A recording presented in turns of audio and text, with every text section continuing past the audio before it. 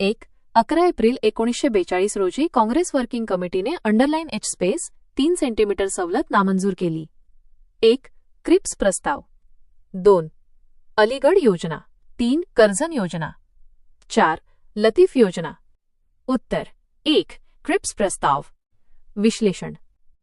दुसऱ्या महायुद्धादरम्यान भारताचे सहकार्य मिळवण्यासाठी ब्रिटिश सरकारने सर स्टॅफर्ड क्रिप्स यांना 1942 मध्ये काही राजकीय प्रस्ताव घेऊन भारतात पाठवले होते. त्याला क्रिप्स मिशन किंवा क्रिप्स प्रस्ताव म्हणतात. या प्रस्तावांमध्ये भारताला युद्ध संपल्यावर डोमिनियन स्टेटस देण्याची, घटना समिती स्थापन करण्याची आणि प्रांतांना घटना न स्वीकारण्याचा अधिकार देण्याची तरतूद होती. परंतु काँग्रेसने डॉमिनियन स्टेटसऐवजी संपूर्ण स्वातंत्र्य आणि तातडीचे राष्ट्रीय सरकार स्थापन करण्याची मागणी केली. गांधीजींनी या प्रस्तावाला post dated cheque on a failing bank, बुडणाऱ्या बँकेवरील भविष्यातील तारखेचा चेक असे म्हटले होते. या कारणांमुळे 11 एप्रिल 1942 रोजी काँग्रेस वर्किंग कमिटीने क्रिप्स प्रस्ताव नाकारला. प्रश्न 2. सुधारणा आणि कायदे. 2. मवाळांना शांत करण्यासाठी आणि मुस्लिमांचे समर्थन मिळवण्यासाठी कायदे बनवण्याच्या इंडियन काउन्सिल ॲक्ट 1909 द्वारे ब्रिटिश सरकारने अंडरलाईन एच स्पेस 3 सेंटीमीटर सुधारणा अंमलात आणल्या. 1. मॉर्ले मिंटो सुधारणा. 2. मॉन्टेग्यू चेम्सफोर्ड सुधारणा. 3. इंडियन एज्युकेशनल सुधारणा. 4. इंडियन सिव्हिल सर्व्हिस सुधारणा. उत्तर 1. मॉर्ले मिंटो सुधारणा. विश्लेषण. 1909च्या इंडियन काउन्सिल ॲक्टलाच मॉर्ले मिंटो सुधारणा, मॉर्ले मिंटो रिफॉर्म्स असे म्हणतात. या सुधारणा त्यावेळी भारताचे सचिव, secretary of state for India, Morley आणि व्हाईसरॉय मिंटो यांच्या नावावर आधारित आहेत. या कायद्याचा मुख्य उद्देश 1907च्या सुरत फुटीनंतर मवाळ मॉडरेट्स नेत्यांना शांत करणे आणि मुस्लिम लीगला स्थापना 1906 खुश करून त्यांचे समर्थन मिळवणे हा होता. सर्वात महत्त्वाचे म्हणजे या सुधारणांनी मुसलमानांसाठी स्वतंत्र मतदारसंघ, सेपरेट इलेक्टोरेट सुरू केले, ज्याला कायदेमंडळात सांप्रदायिक प्रतिनिधित्व, कम्युनल रिप्रेझेंटेशन इन लेजिस्लेचर म्हणून ओळखले जाते. लॉर्ड मिंटो यांना सांप्रदायिक मतदारसंघांचे जनक मानले जाते. प्रश्न 3. समाजसुधारक आणि वक्तव्य. 3. सुधारणेत आपले आई-वडील, पत्नी, मुले आणि देशबांधवांसारखे सर्व निकटवर्तीयांना विरोध पत्करून जगण्याचा प्रयत्न करावा लागतो. हे समाजसुधारक अंडरलाईन एच स्पेस 3 सेंटीमीटर हे होते. 1. विदर्भ. 2. मराठवाडा. 3. पुणे. 4. कोल्हापूर. उत्तर 3. पुणे. उत्तर स्पष्ट नाही कारण पर्याय ठिकाणांची नावे देतात. योग्य उत्तर व्यक्तीचे नाव हवे. विश्लेषणासह अचूक व्यक्तीचे नाव. प्रश्न क्र. 3 मध्ये वरील विधान एका समाजसुधारकाचे आहे. प्रश्नामध्ये इंग्रजीत त्या समाजसुधारकाचे नाव दिलेले आहे. वामनराव माधवराव कोल्हटकर. वामनराव माधवराव कोल्हटकर. टीप मात्र या प्रश्नाच्या पर्यायांमध्ये 1 विदर्भ, 2 मराठवाडा, 3 पुणे, 4 कोल्हापूर ही ठिकाणे दिली आहेत. व्यक्तीचे नाव दिलेले नाही. त्यामुळे प्रश्नाची रचना सदोष आहे. वामनराव माधवराव कोल्हटकर हे एक प्रभावी मराठी लेखक आणि विचारवंत होते. ते प्रामुख्याने पुण्याशी संबंधित होते. ते पुणे येथील फर्ग्युसन कॉलेजमध्ये प्राध्यापक होते आणि त्यांनी समाज सुधारणेच्या विचारांना आपल्या लेखनातून बळ दिले. त्यामुळे जर या पर्यायांमधून निवड करायची असेल तर त्यांच्या कार्यक्षेत्रावरून पुणे हा पर्याय निवडला जाऊ शकतो. प्रश्न 4. मुघलकालीन न्यायव्यवस्था. 4. मुघलकालीन न्यायव्यवस्थेतील शिक्षा आणि शिक्षेचे स्वरूप यांच्या अचूक जोड्या जुळवा. स्तंभ अ. शिक्षा. स्तंभ ब. शिक्षेचे स्वरूप. अ. हद्द आई, कारावास. ब. ताजीर. ई. मानहानी दंड काढणे. क. खिसासात. ई. ताकीद, सक्त वा कठोर उपदेश. द. कोराडो. आयव्ही. मृत्यूदंड, हातपाय तोडणे. विश्लेषण. मुघलकालीन न्यायव्यवस्थेत शिक्षेचे स्वरूप खालीलप्रमाणे होते. अ. हद्द हॅड ही शिक्षा कुराण शरिया लॉ मध्ये नमूद केलेल्या विशिष्ट गुन्ह्यांसाठी उदा. चोरी, दारू पिणे, व्यभिचार होती. यात शारीरिक शिक्षा किंवा मृत्यूदंडाचा समावेश होता. योग्य जोडी. आयव्ही. मृत्यूदंड, हातपाय तोडणे यामध्ये शरीराचे अवयव तोडणे, अँप्युटेशन किंवा मृत्यूदंड, डेथ पेनाल्टी समाविष्ट होते. ब. ताजीर. ताजीर हे न्यायाधीश काझी यांच्या विवेकबुद्धीवर आधारित शिक्षा होत्या. हद्द किंवा खिसासात मध्ये न बसणाऱ्या गुन्ह्यांसाठी या शिक्षा दिल्या जात. या शिक्षा सुधारणेच्या उद्देशाने होत्या. योग्य जोडी. तू. ताकीद, सक्त वा कठोर उपदेश यात साधे बंधन, कोडे मारणे, उपदेश करणे यांचा समावेश होता. क. खिसासात. खिसास याचा अर्थ बदला घेणे असा होतो. डोळ्यासाठी डोळा या तत्वावर आधारित, ज्यात गुन्हेगार आणि पीडित यांच्यात समान शिक्षा दिली जात असे. उदा. खुनाबद्दल खुनीला मृत्यूदंड. योग्य जोडी. आई.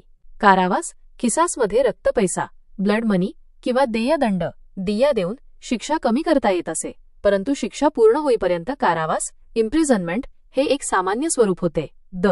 कोराडो कोरा हा शब्द दिलेल्या पर्यायानुसार योग्य नाही. प्रश्न 5. पुस्तके आणि लेखक. 5. चित्तरंजन दास यांनी 1917 मध्ये केलेल्या 4 प्रसिद्ध भाषणांचा एकत्र करून खालीलपैकी कोणते पुस्तक प्रसिद्ध करण्यात आले? 1. India of India. 2. India for Indians. 3. India and Indians. 4. Indians for India. उत्तर 2. India for Indians. विश्लेषण. बॅरिस्टर चित्तरंजन दास CR दास हे भारतीय स्वातंत्र्य चळवळीतील एक महत्त्वाचे नेते आणि कायदेतज्ञ होते. त्यांनी 1917 मध्ये राष्ट्रीय शिक्षणाच्या गरजेवर आणि भारताच्या भावी स्थानावर 4 महत्त्वपूर्ण भाषणे दिली. ही 4 भाषणे एकत्र करून इंडिया फॉर इंडियन्स नावाचे पुस्तक प्रकाशित करण्यात आले. हे पुस्तक स्वदेशी आणि स्वशासनाच्या सेल्फ रूल त्यांच्या विचारसरणीचे प्रतिनिधित्व करते. ते स्वराज्य पक्षाचे संस्थापक होते. प्रश्न 6. हैदराबाद संस्थान विलिनीकरण. 6. हैदराबाद संस्थान विलिनीकरणात मार्गदर्शक म्हणून भूमिका बजावणारे लेफ्टनंट जनरल कोण होते? 1. KM Cariappa. 2. Rajendra Singh. 3. MS Shri Nagesh. 4. Sir Robert Lockhart. उत्तर 3. MS श्री नागेश. विश्लेषण. हैदराबाद संस्थान 1948 मध्ये भारतीय संघराज्यात विलीन झाले. यासाठी पोलीस कारवाई ऑपरेशन पोलो करण्यात आली होती. त्यावेळी major general MS Shri Nagesh हे दख्खन भागाचे जनरल ऑफिसर कमांडिंग GOC होते आणि त्यांनीच या कारवाईत भारतीय सैन्याच्या तुकड्यांचे नेतृत्व आणि मार्गदर्शन केले. या कामगिरीमुळे त्यांनी हैदराबादच्या विलिनीकरणाच्या प्रक्रियेत महत्त्वाची भूमिका बजावली. प्रश्न 7. मुघल बादशाह अकबर. 7. मुघल बादशाह अकबरने इ. 1584 मध्ये खान-ए-खानान ही पदवी कोणाला दिली होती? 1. अब्दुल रहीम. 2. मिर्झा लाला बेग. 3. अबुल फजल. 4. हकीम हुमाम. उत्तर 1. अब्दुल रहीम. विश्लेषण. खान-ए-खानन या पदवीचा अर्थ खानांचा सरदारांचा सरदार किंवा सर्वात मोठा सरदार असा होतो. मुघल साम्राज्यात ही अत्यंत उच्च आणि प्रतिष्ठित पदवी होती. अब्दुल रहीम हे बैरम खान यांचे पुत्र होते. बैरम खान हे अकबराचे पालक आणि वजीर होते. अब्दुल रहीम हे एक निष्णात सेनापती, कवी आणि मुत्सद्दी होते. त्यांनी अनेक महत्त्वपूर्ण लढायांमध्ये मुघलांसाठी विजय मिळवला. त्यांच्या या योगदानाबद्दल इ. 1584 मध्ये अकबरने त्यांना खान-ए-खानान ही पदवी बहाल केली. ते हिंदी आणि पर्शियन भाषेतील एक महान कवी म्हणूनही ओळखले जातात आणि त्यांना रहीम या नावाने ओळखले जाते. 8. सन 1877 मध्ये भरलेल्या महाम दिल्ली दरबाराचे अध्यक्ष भारतीय संसद म्हणून कोणी केले? 1. MG Ranade. 2. KT Telang. 3. SH Chiplunkar. 4. G व जोशी. उत्तर 4. G व जोशी. विश्लेषण. 1877 मध्ये व्हायसरॉय लॉर्ड लिटन यांनी दिल्ली दरबार आयोजित केला होता. या दरबारात ब्रिटनच्या राणी व्हिक्टोरिया यांना कैसर-ए-हिंद भारताची सम्राज्ञी ही पदवी जाहीर करण्यात आली. या समारंभावर भारतातील जनतेच्या पैशाची उधळपट्टी झाली म्हणून तत्कालीन सुधारक आणि राष्ट्रवादी नेत्यांनी टीका केली. गणेश वासुदेव जोशी GV जोशी, ज्यांना सार्वजनिक काका म्हणून ओळखले जाते, त्यांनी या दिल्ली दरबारामध्ये हाताने विणलेले स्वदेशी कपडे परिधान करून हजेरी लावली. त्यांनी आपल्या भाषणात या दरबाराला भारतीय संसद द ग्रेट दिल्ली दरबार म्हणून संबोधले आणि तेथे उपस्थितांना स्वदेशीचा संदेश दिला. त्यामुळे त्यांचे हे कार्य भारतीय संसद म्हणून प्रसिद्ध झाले. 9. दिवाण-ए-अमीर-ए-कोही नावाचा स्वतंत्र खाते कोणी स्थापन केले? 1. अलाउद्दीन खलजी. 2. मोहम्मद बिन तुघलक.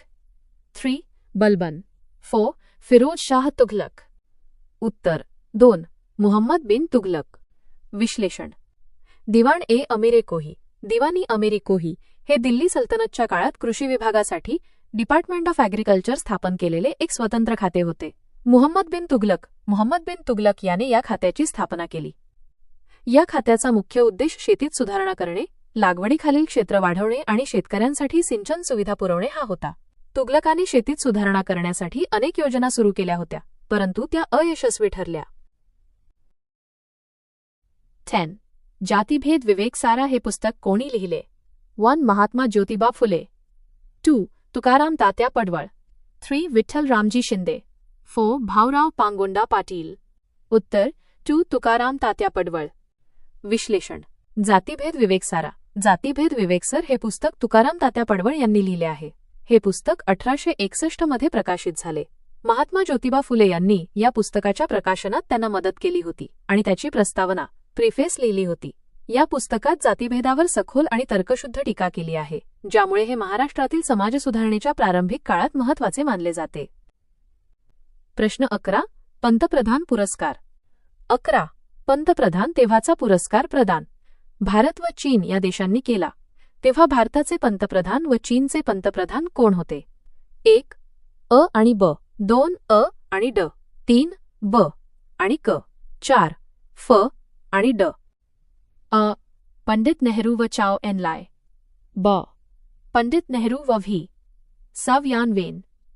इंदिरा गांधी व माओ त्से तुंग. ड. पंडित नेहरू व झाओ जी यांग. उत्तर 2. अ आणि ड. हा पर्याय दिसत नाही, त्यामुळे उपलब्ध पर्यायांमधून जुळणारे उत्तर अ आणि ब 1 तसेच अ आणि ड 2 असे समजूया. विश्लेषण. हा प्रश्न स्पष्ट नाही, पण तो भारत आणि चीन यांच्यातील ऐतिहासिक संबंधांवर आणि शांततापूर्ण सहजीवनाच्या पंचशील तत्वांवर आधारित असावा. प्रधान पुरस्कार. पुनरावृत्तीचे स्पष्टीकरण. 11. पंतप्रधान तेव्हाचा पुरस्कार प्रदान भारत व चीन या देशांनी केला. तेव्हा भारताचे पंतप्रधान व चीनचे पंतप्रधान कोण होते? अ.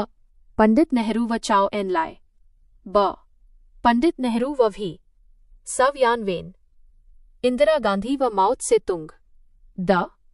पंडित नेहरू व झाओ जी यांग. 1. अ आणि ब. 2. अ आणि ड. 3. ब आणि क. 4. फक्त अ. उत्तर 4 फक्त अ. विश्लेषण. हा प्रश्न पंचशील तत्वांच्या पांचशील प्रिन्सिपल स्वीकृतीशी संबंधित आहे. पंचशील तत्वे. शांततामय सहजीवनाची 5 तत्वे 29 एप्रिल 1954 रोजी भारत आणि चीन यांच्यात झालेल्या करारामध्ये स्वीकारली गेली. यावेळी भारताचे पंतप्रधान पंडित जवाहरलाल नेहरू आणि चीनचे पंतप्रधान चाओ एनलाय झो एनले होते. म्हणून पर्याय अ. पंडित नेहरू व चाओ एनलाय हा एकमेव अचूक पर्याय आहे. इतर कोणतेही संयोजन त्यावेळी दोन्ही देशांचे प्रमुख नव्हते. प्रश्न 12. पुस्तके आणि लेखक. 12. विधवा वपन अनाचार हे पुस्तक अंडरलाइन स्पेस 3 cm यांनी लिहिले. 1. व्यंकटेश रंगोकट्टी. 2. विष्णू शास्त्री पंडित. 3. बालशास्त्री जांभेकर. 4. गोपाळ गणेश आगरकर. उत्तर 1. व्यंकटेश रंगोकट्टी. विश्लेषण. विधवा वपन अनाचार हे पुस्तक व्यंकटेश रंगोकट्टी यांनी लिहिले आहे. या पुस्तकात त्यांनी विधवांच्या केशवपनाच्या वायडन शेविंग अमानवी प्रथेवर टीका केली आहे आणि या प्रथेच्या विरोधात आवाज उठवला आहे. व्यंकटेश रंगोकट्टी हे समाजसुधारक आणि लेखक होते. प्रश्न 13. प्राचीन राजवंश. प्रश्न 13. प्राचीन राजवंश सुधारित. 13. पुढील राजे व त्यांची राज्यघराणी यांच्या जोड्या जुळवा. स्तंभ अ. राजे. स्तंभ ब. घराणी बाद्य ओळख. वरील जुळणीनुसार योग्य क्रम रायटरो अ आय ब 2 क 3 द IV हा आहे, जो पर्याय 2 मध्ये दिलेला आहे. प्रश्न 14. विजयनगर साम्राज्य. 14. खालीलपैकी कोणत्या समाजसुधारकांनी संबंधित योग्य विधाने कोणती? ए. विजयनगरचे राजा कृष्णदेवराय यांनी रचलेल्या अमुक्त माल्यदा हा काव्यग्रंथ लिहिला. बी. तेच राजा आंध्रभोज अभिनव भोज या नावांनी प्रसिद्ध होता. सी. पेरदाना हा तेलुगू कवी कृष्णदेवरायाचा दरबारी होता. डी. कृष्णदेवराय हा राजा संगमा वंशातील होता. 1. फक्त अ आणि ब. 2. फक्त ब आणि क. 3. फक्त अ, ब आणि क. 4. फक्त ब, क आणि द. उत्तर 3. फक्त अ, ब आणि क. विश्लेषण. विधान ए. कृष्णदेवराय हा विजयनगर साम्राज्याचा सर्वात महान शासक होता. त्याने तेलुगू भाषेत अमुक्तमाल्याळा नावाचा प्रसिद्ध ग्रंथ लिहिला, जो गोदादेवी आंडाळ यांच्यावर आधारित आहे. विधान सत्य. विधान बी. कृष्णदेवराय याला आंध्रभोज, आंध्रभोजा, अभिनव भोज, अभिनावाभोजा आणि आंध्रपितामहा अशा पदव्यांनी गौरवण्यात आले होते, कारण तो साहित्य आणि कलांचा मोठा आश्रयदाता होता. विधान सत्य. विधान सी. पेद्दन अल्लासानी पेड्डाना हा कृष्णदेवरायाच्या दरबारातील अष्टदिग्गज 8 पोएट्स कवींमध्ये प्रमुख होता. तो तेलुगू भाषेतील कवित पितामह म्हणून ओळखला जात असे.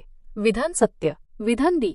राजा कृष्णदेवराय हा तुलुवा वंशातील होता, संगमा वंशातील संगमा डायनस्टी नाही. विजयनगरमध्ये संगमा, साळुवा, तुळुवा आणि आरविडू असे 4 राजवंश होऊन गेले. विधान असत्य. अचूक विधाने ए, बी आणि सी आहेत, म्हणून पर्याय 3 हे योग्य उत्तर आहे. प्रश्न 15. ब्राह्मो समाज 15 _H 3 सेंटीमीटर या समाजामध्ये सदस्य होण्यासाठी व्यक्तीला ख्रिश्चनांनी बनवलेले पाव व मुस्लिमांच्या हातचे पाणी पिणे बंधनकारक होते. 1. ब्राह्मो समाज 2. प्रार्थना समाज 3. आर्य समाज 4. सत्यशोधक समाज. उत्तर 2. प्रार्थना समाज. विश्लेषण.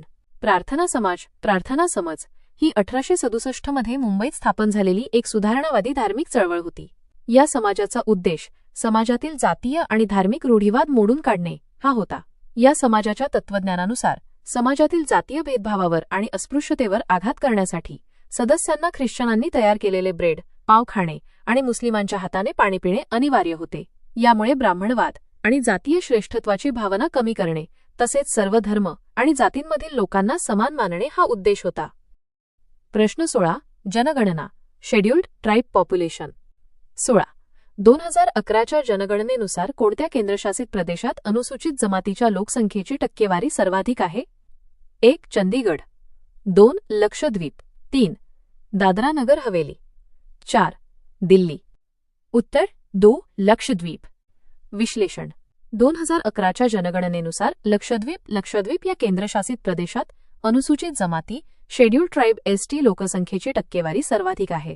लक्षद्वीपमध्ये एकूण लोकसंख्येच्या सुमारे 94.8% लोकसंख्या अनुसूचित जमातीची आहे, जी भारतातील कोणत्याही राज्य किंवा केंद्रशासित प्रदेशात सर्वाधिक आहे. प्रश्न 17. जनगणना लिटरसी रेट. 17/2011च्या भारतीय जनगणनेनुसार राजस्थान राज्याचा साक्षरता दर सर्वात कमी _H 3 सेंटीमीटर इतका होता. 1. 55.42%, 2. 6.18%, 3. 66.11%, 4. 65.39%. उत्तर 261.8%. विश्लेषण. प्रश्न वाचताना सर्वात कमी साक्षरता दर असे विचारले आहे. 2011च्या जनगणनेनुसार भारतातील राज्यांमध्ये बिहार राज्याचा साक्षरता दर सर्वात कमी 61.8% होता. मात्र प्रश्नात राजस्थानचा साक्षरता दर विचारलेला आहे. राजस्थानचा साक्षरता दर 66.11%, पुरुष 79.2% आणि महिला 52.12% होता. तरीही दिलेल्या पर्यायांमध्ये 61.8% हा दर बिहारचा भारतात सर्वात कमी आहे. राजस्थानचा दर 66.11%, पर्याय 3 आहे. प्रश्न राजस्थानचा सर्वात कमी साक्षरता दर असा विचारतो, तर तो 66.11%, पर्याय 3 असायला हवा, जो राजस्थानचा एकूण साक्षरता दर आहे. सर्वात कमी हे विशेषण कदाचित राजस्थानातील महिला साक्षरता दर 52.12% किंवा भारतातील सर्वात कमी साक्षरता दर बिहार 61.8% यापैकी एकासाठी चुकीने वापरले गेले असावे. परंतु जर प्रश्नाचा रोख भारतातील सर्वात कमी लोवेस्ट लिटरसी रेट इन इंडियावर असेल तर उत्तर 2.618% बिहार हे अपेक्षित आहे. टीप.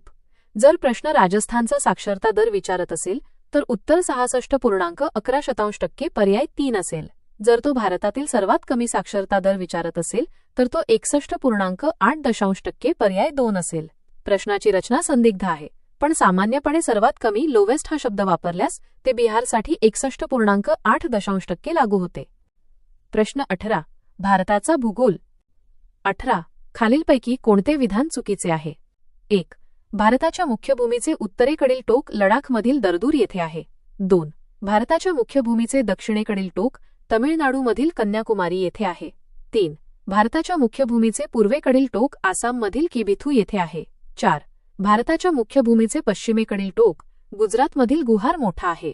उत्तर 3. भारताच्या मुख्य भूमीचे पूर्वेकडील टोक आसाममधील किबिथू येथे आहे. विश्लेषण. भारताच्या मुख्य भूमीच्या 4 टोकांबद्दलची सत्य माहिती. 1. उत्तरेकडील टोक जम्मू आणि काश्मीर लडाखमधील इंदिरा कोल. दरदूर हे एक ठिकाण आहे, पण इंदिरा कोल हे सर्वात उत्तरेकडील टोक आहे. विधान सत्य मानले जाऊ शकते. 2. दक्षिणेकडील टोक तमिळनाडू राज्यातील कन्याकुमारी येथील केप कोमोरिन. विधान सत्य. 3. पूर्वेकडील टोक अरुणाचल प्रदेशातील अरुणाचल प्रदेश किबिथू येथे आहे. आसाममध्ये नाही. विधान चुकीचे. 4. पश्चिमेकडील टोक गुजरात राज्यातील गुहारमोती येथे आहे. विधान सत्य. पूर्वेकडील टोक अरुणाचल प्रदेशात आहे, आसाममध्ये नाही, म्हणून विधान 3 चुकीचे आहे. प्रश्न 19. विषुववृत्त आणि अक्षवृत्त. 19. खालीलपैकी कोणते विधाने अचूक नाहीत? ए. विषुववृत्ताच्या उत्तर व दक्षिणेकडील 30 अंश अक्षवृत्तीय प्रदेशात उष्णकटिबंधीय आवरण विरळ होतात. बी. उष्णकटिबंधीय आवरण व्याप्त 300 ते 1500 किलोमीटर इतकी लांब पट्ट्यांमध्ये अधिक आढळतात. सी. उष्णकटिबंधीय आवरण पृथ्वीच्या वरच्या थरात 50 ते 60 किलोमीटरपर्यंत तरंगणारी अधिक असू शकते. डी. उष्णकटिबंधीय आवरण उत्तरेला ध्रुवीय ढिगाने वेढलेला काळ्या रंगाचा दिसतो. 1. फक्त अ आणि ब. 2. फक्त ब आणि क. 3. फक्त अ, ब आणि क. 4. फक्त ब, क आणि द. उत्तर 4. फक्त ब, क आणि द. विश्लेषण. हा प्रश्न ओझोन थराच्या ओझोन लेयर वितरणाशी संबंधित आहे, ज्याला उष्णकटिबंधीय आवरण tropical ozone, tropical tropopause layer असे संबोधले गेले आहे. विधान ए. विषुववृत्ताच्या इक्वेटर उत्तर. दक्षिण दिशेला उष्णकटिबंधीय क्षेत्राच्या सीमेवर सुमारे 30 अंश अक्षांश ओझोनचा थर, ओझोन लेयर तुलनेने जास्त दाट आढळतो. विरळ, थिन नाही. विषुववृत्तावर तो विरळ असतो. विधान चुकीचे. विधान बी. उष्णकटिबंधीय ओझोनचे आवरण, ट्रॉपिकल ओझोन लेयर, सामान्यत वातावरणात, विशेषतः विषुववृत्तावर 300 ते 1500 किलोमीटर लांबीच्या पट्ट्यांमध्ये आढळते. विधान चुकीचे. स्टार टीप ओझोनचा थर, ओझोन लेयर मुख्यतः स्ट्रॅटोस्फिअर आढळतो, ज्याची जाडी काही किलोमीटरमध्ये मोजली जाते, शेकडो हजारो किलोमीटरमध्ये नाही. हे विधान विसंगत आहे. विधान सी. ओझोनचा थर, ओझोन लेयर मुख्यत्वे पृथ्वीच्या पृष्ठभागापासून सुमारे 10 ते 50 किलोमीटर उंचीवर स्ट्रॅटोस्फिअरमध्ये आढळतो. 50-60 किलोमीटरपर्यंत तो जास्त प्रमाणात आढळतो, पण तरंगणारा आणि अधिक असू शकतो. हे विधान तांत्रिकदृष्ट्या संदिग्ध आहे. विधान चुकीचे. विधान डी. ओझोनचा थर, ओझोन लेयर हा वातावरणाच्या वरच्या थरातील एक अदृश्य वायूचा थर आहे आणि तो काळ्या रंगाचा दिसत नाही. ध्रुवीय ढिगाने वेढलेला हे वर्णनही ओझोन थराच्या वितरणासाठी योग्य नाही. विधान चुकीचे. सर्व विधाने ए, बी, सी, डी ओझोन थराच्या वैज्ञानिक माहितीनुसार अचूक नाहीत, पण पर्यायात ब, क आणि द 4 हे सर्वात जास्त चुकीचे विधान आहेत. त्यामुळे उपलब्ध पर्यायांनुसार 4 हे उत्तर मानले जाऊ शकते. प्रश्न 20. सिंधू नदीच्या उपनद्या. 20. खालीलपैकी कोणत्या नद्या सिंधू नदीच्या उपनद्या आहेत? ए. गंडक, कोसी, घागरा, सोन. बी. सतलज, बियास, रावी, चिनाब. सी. झेलम, चिनाब, रावी, सतलज. डी. काबूल, कुर्रम, स्वाद, झेलम. 1. अ आणि ब बरोबर आहेत. 2. क आणि द बरोबर आहेत. 3. ब आणि ड बरोबर आहेत. 4. अ आणि क बरोबर आहेत. उत्तर 2, क आणि द बरोबर आहेत. विश्लेषण. सिंधू नदीच्या इंडस रिव्हर उपनद्या तिचे पाणी अरबी समुद्रात वाहून नेतात. ए. गंडक, कोसी, घागरा, सोन या सर्व नद्या गंगा नदीच्या प्रमुख उपनद्या आहेत, सिंधूच्या नाहीत.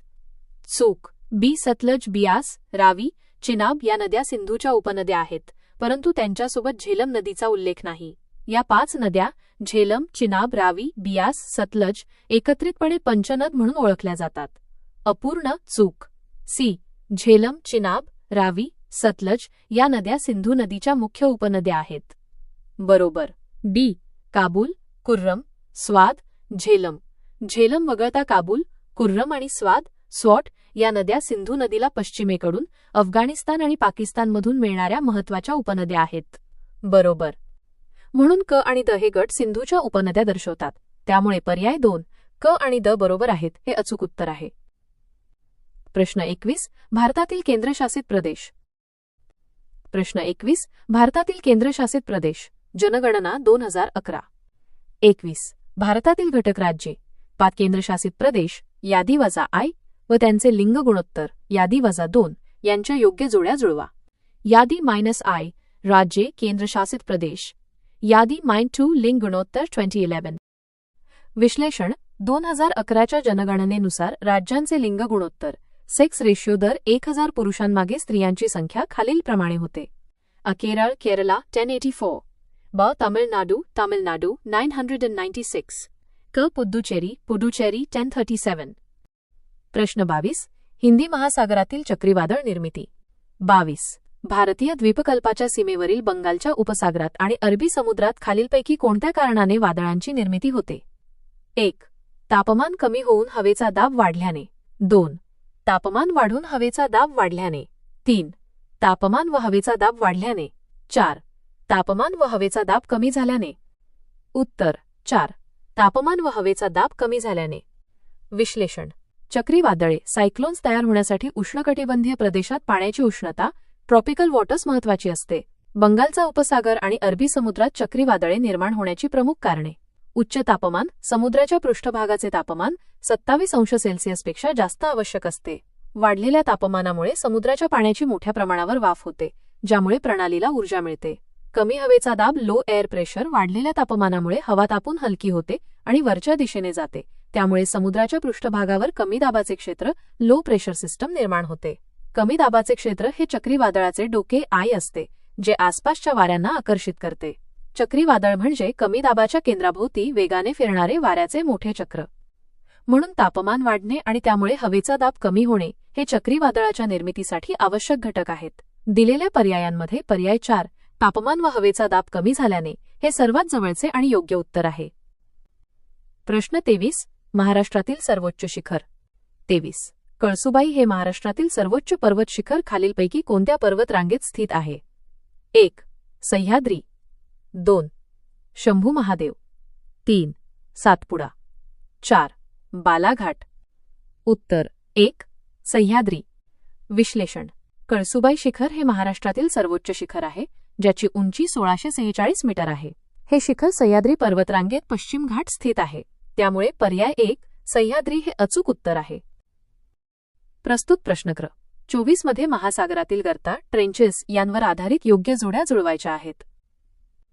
प्रश्न 24. महासागरातील गर्ता, ट्रेंचेस योग्य जोड्या जुळवा. यादी -I महासागर. यादी -2 गर्ता. अ. प्रशांत महासागर. I. जावा गर्ता. ब. अटलांटिक महासागर. 2. मारियाना गर्ता. क. हिंदी महासागर. 3. युरेशियन गर्ता. द आर्क्टिक महासागर. IV. पोर्टोरिको गर्ता. जोड्यांचे विश्लेषण. 1. प्रशांत महासागर. जगातील सर्वात खोल गर्ता मारियाना गर्ता 2 ही प्रशांत महासागरात आहे. 2. अटलांटिक महासागर. अटलांटिक महासागरातील सर्वात खोल गर्ता पोर्टोरिको गर्ता IV आहे. 3. हिंदी महासागर. हिंदी महासागरातील सर्वात खोल गर्ता जावा गर्ता I आहे, ज्याला पूर्वी सुंदा गर्ता म्हणूनही ओळखले जात असे. 4. आर्कटिक महासागर. आर्कटिक महासागरातील सर्वात खोल जागा ही युरेशियन बेसिन किंवा मोलॉय गर्ता येथे आहे, जी युरेशियन बेसिनचा भाग आहे. या पर्यायांमध्ये युरेशियन गर्ता डू हा सर्वात जवळचा आणि संबंधित पर्याय आहे. टीप मोलॉय गर्ता, जी युरेशियन बेसिनमध्ये आहे, ही आर्कटिकची सर्वात खोल जागा आहे. योग्य जोडी. अ. प्रशांत महासागर -2. मारियाना गर्ता. ब. अटलांटिक महासागर -IV. पोर्टोरिको गर्ता. क्यू. हिंदी महासागर -I. जावा गर्ता. द आर्क्टिक महासागर. 3. युरेशियन गर्ता. प्रश्न 25. खनिज संपदा. 25. खालीलपैकी कोणत्या राज्यांमध्ये तांब्याचे उत्पादन होते? 1. गुजरात वजा मध्य प्रदेश वजा त्रिपुरा वजा मिझोराम. 2. गुजरात वजा महाराष्ट्र वजा पश्चिम बंगाल वजा त्रिपुरा. 3. महाराष्ट्र वजा बिहार वजा पश्चिम बंगाल वजा मिझोराम. 4. गुजरात वजा बिहार वजा त्रिपुरा वजा पश्चिम बंगाल. उत्तर 1. गुजरात वजा मध्य प्रदेश वजा त्रिपुरा वजा मिझोराम. विश्लेषण. तांब्याच्या उत्पादनात भारताचा जागतिक हिस्सा कमी असला तरी तांबे, कॉपर धातूचे साठे आणि उत्पादन राजस्थान, मध्य प्रदेश, झारखंड, महाराष्ट्र आणि गुजरात या राज्यांमध्ये आढळते. मध्य प्रदेश, बालाघाट येथील मलंजखंड आणि राजस्थान, खेतडी झुंझुनू ही भारतातील तांब्याच्या उत्पादनातील अग्रगण्य राज्ये आहेत. दिलेल्या पर्यायांमध्ये गुजरात आणि मध्य प्रदेश यांचा समावेश असलेला पर्याय 1 हाच सर्वाधिक अचूक वाटतो, कारण मध्य प्रदेश हे महत्त्वाचे उत्पादक आहे. त्रिपुरा आणि मिझोराम ही तांब्याच्या उत्पादनासाठी फारशी प्रसिद्ध नाहीत, परंतु जर प्रश्नाचा रोख फक्त साठे आढळतात यावर असेल तर पर्याय 1 मध्ये तांब्याचे प्रमुख उत्पादक असलेले मध्य प्रदेश समाविष्ट आहे. पण हा प्रश्न थोडा संदिग्ध आहे, कारण पर्याय 1 मध्ये मध्य प्रदेश हे महत्त्वाचे उत्पादक राज्य असले तरी इतर राज्ये त्रिपुरा, मिझोराम तांब्यासाठी महत्त्वाची नाहीत. तरीही उपलब्ध पर्यायांपैकी मध्य प्रदेशचा उल्लेख असलेला हा सर्वात जवळचा पर्याय आहे. 26. योग्य जोड्या जुळवा. यादी -I जीवावरण राखीव क्षेत्र। यादी 2 स्थापना वर्ष। अ नीलगिरी I 2011। ब सुंदरबन 2008। क कच्छ 3 1989। The Panna IV 1986। उत्तर 2 IV 3 2 I। विश्लेषण। भारतातील प्रमुख जीवावरण राखीव क्षेत्रे बायोस्फिअर रिझर्व्हज आणि त्यांची स्थापना वर्षे खालीलप्रमाणे आहेत। अ नीलगिरी नीलगिरी हे भारतातील पहिले जीवावरण राखीव क्षेत्र आहे। अ राईट ॲरो IV 1986। ब सुंदरबन सुंदरबन पश्चिम बंगालमध्ये स्थित। ब राईट ॲरो 3 1989। क कच्छ कुछ गुजरातमध्ये स्थित सर्वात मोठे जीवावरण राखीव क्षेत्र। क राईट ॲरो 2 2008 स्थापना 2008 मध्ये झाली। द पन्ना पन्ना मध्य प्रदेशात स्थित। द राईट ॲरो I 2011 स्थापना 2011 मध्ये झाली। म्हणून योग्य क्रम IV 3 2 I हा आहे, जो पर्याय 2 मध्ये दिलेला आहे। प्रश्न 27 नद्यांचा संगम रिव्हर कॉन्फ्लुएन्स। 27 योग्य जोड्या जुळवा। यादी -I नदी संगम स्थळे। यादी 2 नद्या। अ प्रकाशे I तापी पांझरा। ब मुडावद 2 तापी गोमती। का माहुली 3 भीमा ढोलकची। द तुळापूर IV कृष्णा वेण्णा। उत्तर 2 I IV 3। विश्लेषण। महाराष्ट्रातील नदी संगम स्थळे आणि त्यांचा नद्यांशी योग्य संगम। अ प्रकाशे प्रकाशे हे एक महत्त्वाचे धार्मिक ठिकाण असून येथे तापी नदीचा संगम गोमती नदीशी होतो। गोमती ही तापीची उपनदी आहे। अ राईट ॲरो 2 तापी गोमती। ब मुडावद मुदावाड हे धुळे जिल्ह्यात असून येथे तापी नदीचा संगम तिची उपनदी पांझरा नदीशी होतो। ब right arrow I Tapi Panzara. क माहुली माहुली हे सातारा जिल्ह्यात असून येथे कृष्णा नदीचा संगम तिची उपनदी वेण्णा वेण्णा वासना नदीशी होतो। क right arrow IV Krishna Venna. Tulapur Tulapur हे पुणे जिल्ह्यात असून येथे भीमा नदीचा संगम ढोलकची किंवा इंद्रायणी नदीशी होतो, पण इंद्रायणी ही भीमेला आळंदी येथे मिळते। तरीही ढोलकचीचा उल्लेख भीमा इंद्रायणी संदर्भात येतो। तुळापूर येथे भीमा आणि इंद्रायणी किंवा भीमा ढोलकचीचा संगम मानला जातो। द राईट ॲरो 3 भीमा ढोलकची भीमा इंद्रायणीच्या संदर्भात। म्हणून योग्य क्रम 2 I IV 3 हा आहे, जो पर्याय 2 मध्ये दिलेला आहे। प्रश्न 28 नैऋत्य मान्सून वारे। 28 जून ते सप्टेंबर या काळात महाराष्ट्रात अंडरलाईन H 3 सेंटीमीटर मोसमी वारे वाहतात। 1 आग्नेय 2 वायव्य 3 नैऋत्य 4 ईशान्य। उत्तर 3 नैऋत्य। विश्लेषण। नैऋत्य मान्सून वारे साऊथवेस्ट मॉन्सून विंड्स हे भारतामध्ये जून ते सप्टेंबर या काळात वाहतात। या वाऱ्यांमुळेच भारतात मोसमी पाऊस पडतो। हे वारे नैऋत्य दिशेकडून दक्षिण पश्चिम येतात आणि अरबी समुद्र व बंगालच्या उपसागरातून बाष्प घेऊन येतात। महाराष्ट्राला देखील या काळात याच नैऋत्य मान्सून वाऱ्यांपासून पाऊस मिळतो। प्रश्न 29 वातावरण आणि तापमान ट्रोपोपॉज। 29 खालील विधानांचा विचार करा। ए वातावरणाच्या ट्रोपोस्फिअर भागात तापमान उंचीनुसार कमी कमी होत जाते। बी ट्रोपोस्फिअर भागात सूर्यकिरणांचे शोषण होते आणि पृथ्वीच्या पृष्ठभागावरून होणाऱ्या उष्णतेमुळे ते तापते। आता सांगा की 1 दोन्ही विधाने बरोबर आहेत आणि दुसरे विधान पहिल्या विधानाचे योग्य स्पष्टीकरण आहे। 2 दोन्ही विधाने बरोबर आहेत परंतु दुसरे विधान पहिल्या विधानाचे योग्य स्पष्टीकरण नाही। 3 पहिले विधान बरोबर आहे परंतु दुसरे विधान चूक आहे। 4 दोन्ही विधाने चूक आहेत। उत्तर 3 पहिले विधान बरोबर आहे परंतु दुसरे विधान चूक आहे। विश्लेषण। विधान ए वातावरणाचा सर्वात खालचा थर ट्रोपोस्फिअर आहे। या थरामध्ये जसे जसे आपण उंचीवर जातो तसे तसे तापमान साधारणपणे प्रति 1000 मीटरला सुमारे 6.5 कॅरेट सर टेक्सी दराने कमी होत जाते। Normal lapse rate. विधान बरोबर। विधान बी ट्रोपोस्फिअर हा थर थेट सूर्यकिरणांचे शॉर्टवेव्ह सोलार रेडिएशन जास्त प्रमाणात शोषण करत नाही। हा थर प्रामुख्याने पृथ्वीच्या पृष्ठभागावरून परावर्तित झालेल्या दीर्घलहरी उष्णतेमुळे लॉंग वेव्ह टेरेस्ट्रियल रेडिएशन तापतो। विधान चूक। पहिले विधान बरोबर आहे तर दुसरे विधान तापमान थेट सूर्यकिरणांच्या शोषणाने वाढते चुकीचे आहे। त्यामुळे पर्याय 3 हे योग्य उत्तर आहे। प्रश्न 30 खडक प्रकार रॉक टाइप्स। 30. खालीलपैकी कोणता खडक हा रासायनिक प्रक्रियेतून निर्मित जलजन्य खडक आहे? 1. जिप्सम, 2. शेल, 3. ग्रॅनाइट, 4. प्युमिस. उत्तर 1. जिप्सम. विश्लेषण. रासायनिक जलजन्य खडक केमिकली फॉर्म्ड सेडिमेंटरी रॉक म्हणजे असा खडक जो पाण्यात विरघळलेले खनिजे मिनरल्स बाष्पीभवन इव्हॅपोरेशन किंवा रासायनिक अवक्षेपण केमिकल प्रेसिपिटेशनमुळे जमा झाल्यावर तयार होतो. जिप्सम हा अशा प्रकारे तयार होणारा महत्त्वाचा खडक आहे. जेव्हा खारट पाणी किंवा समुद्री पाणी वाळते इव्हॅपोरेट होते तेव्हा त्यातील कॅल्शियम सल्फेट टेक्स्ट कॅसो underscore 4 CdOT 2 text H_2 text O स्फटिक रूपात जमा होते ज्याला जिप्सम म्हणतात. शेल हा गाळाचा क्लास्टिक खडक आहे.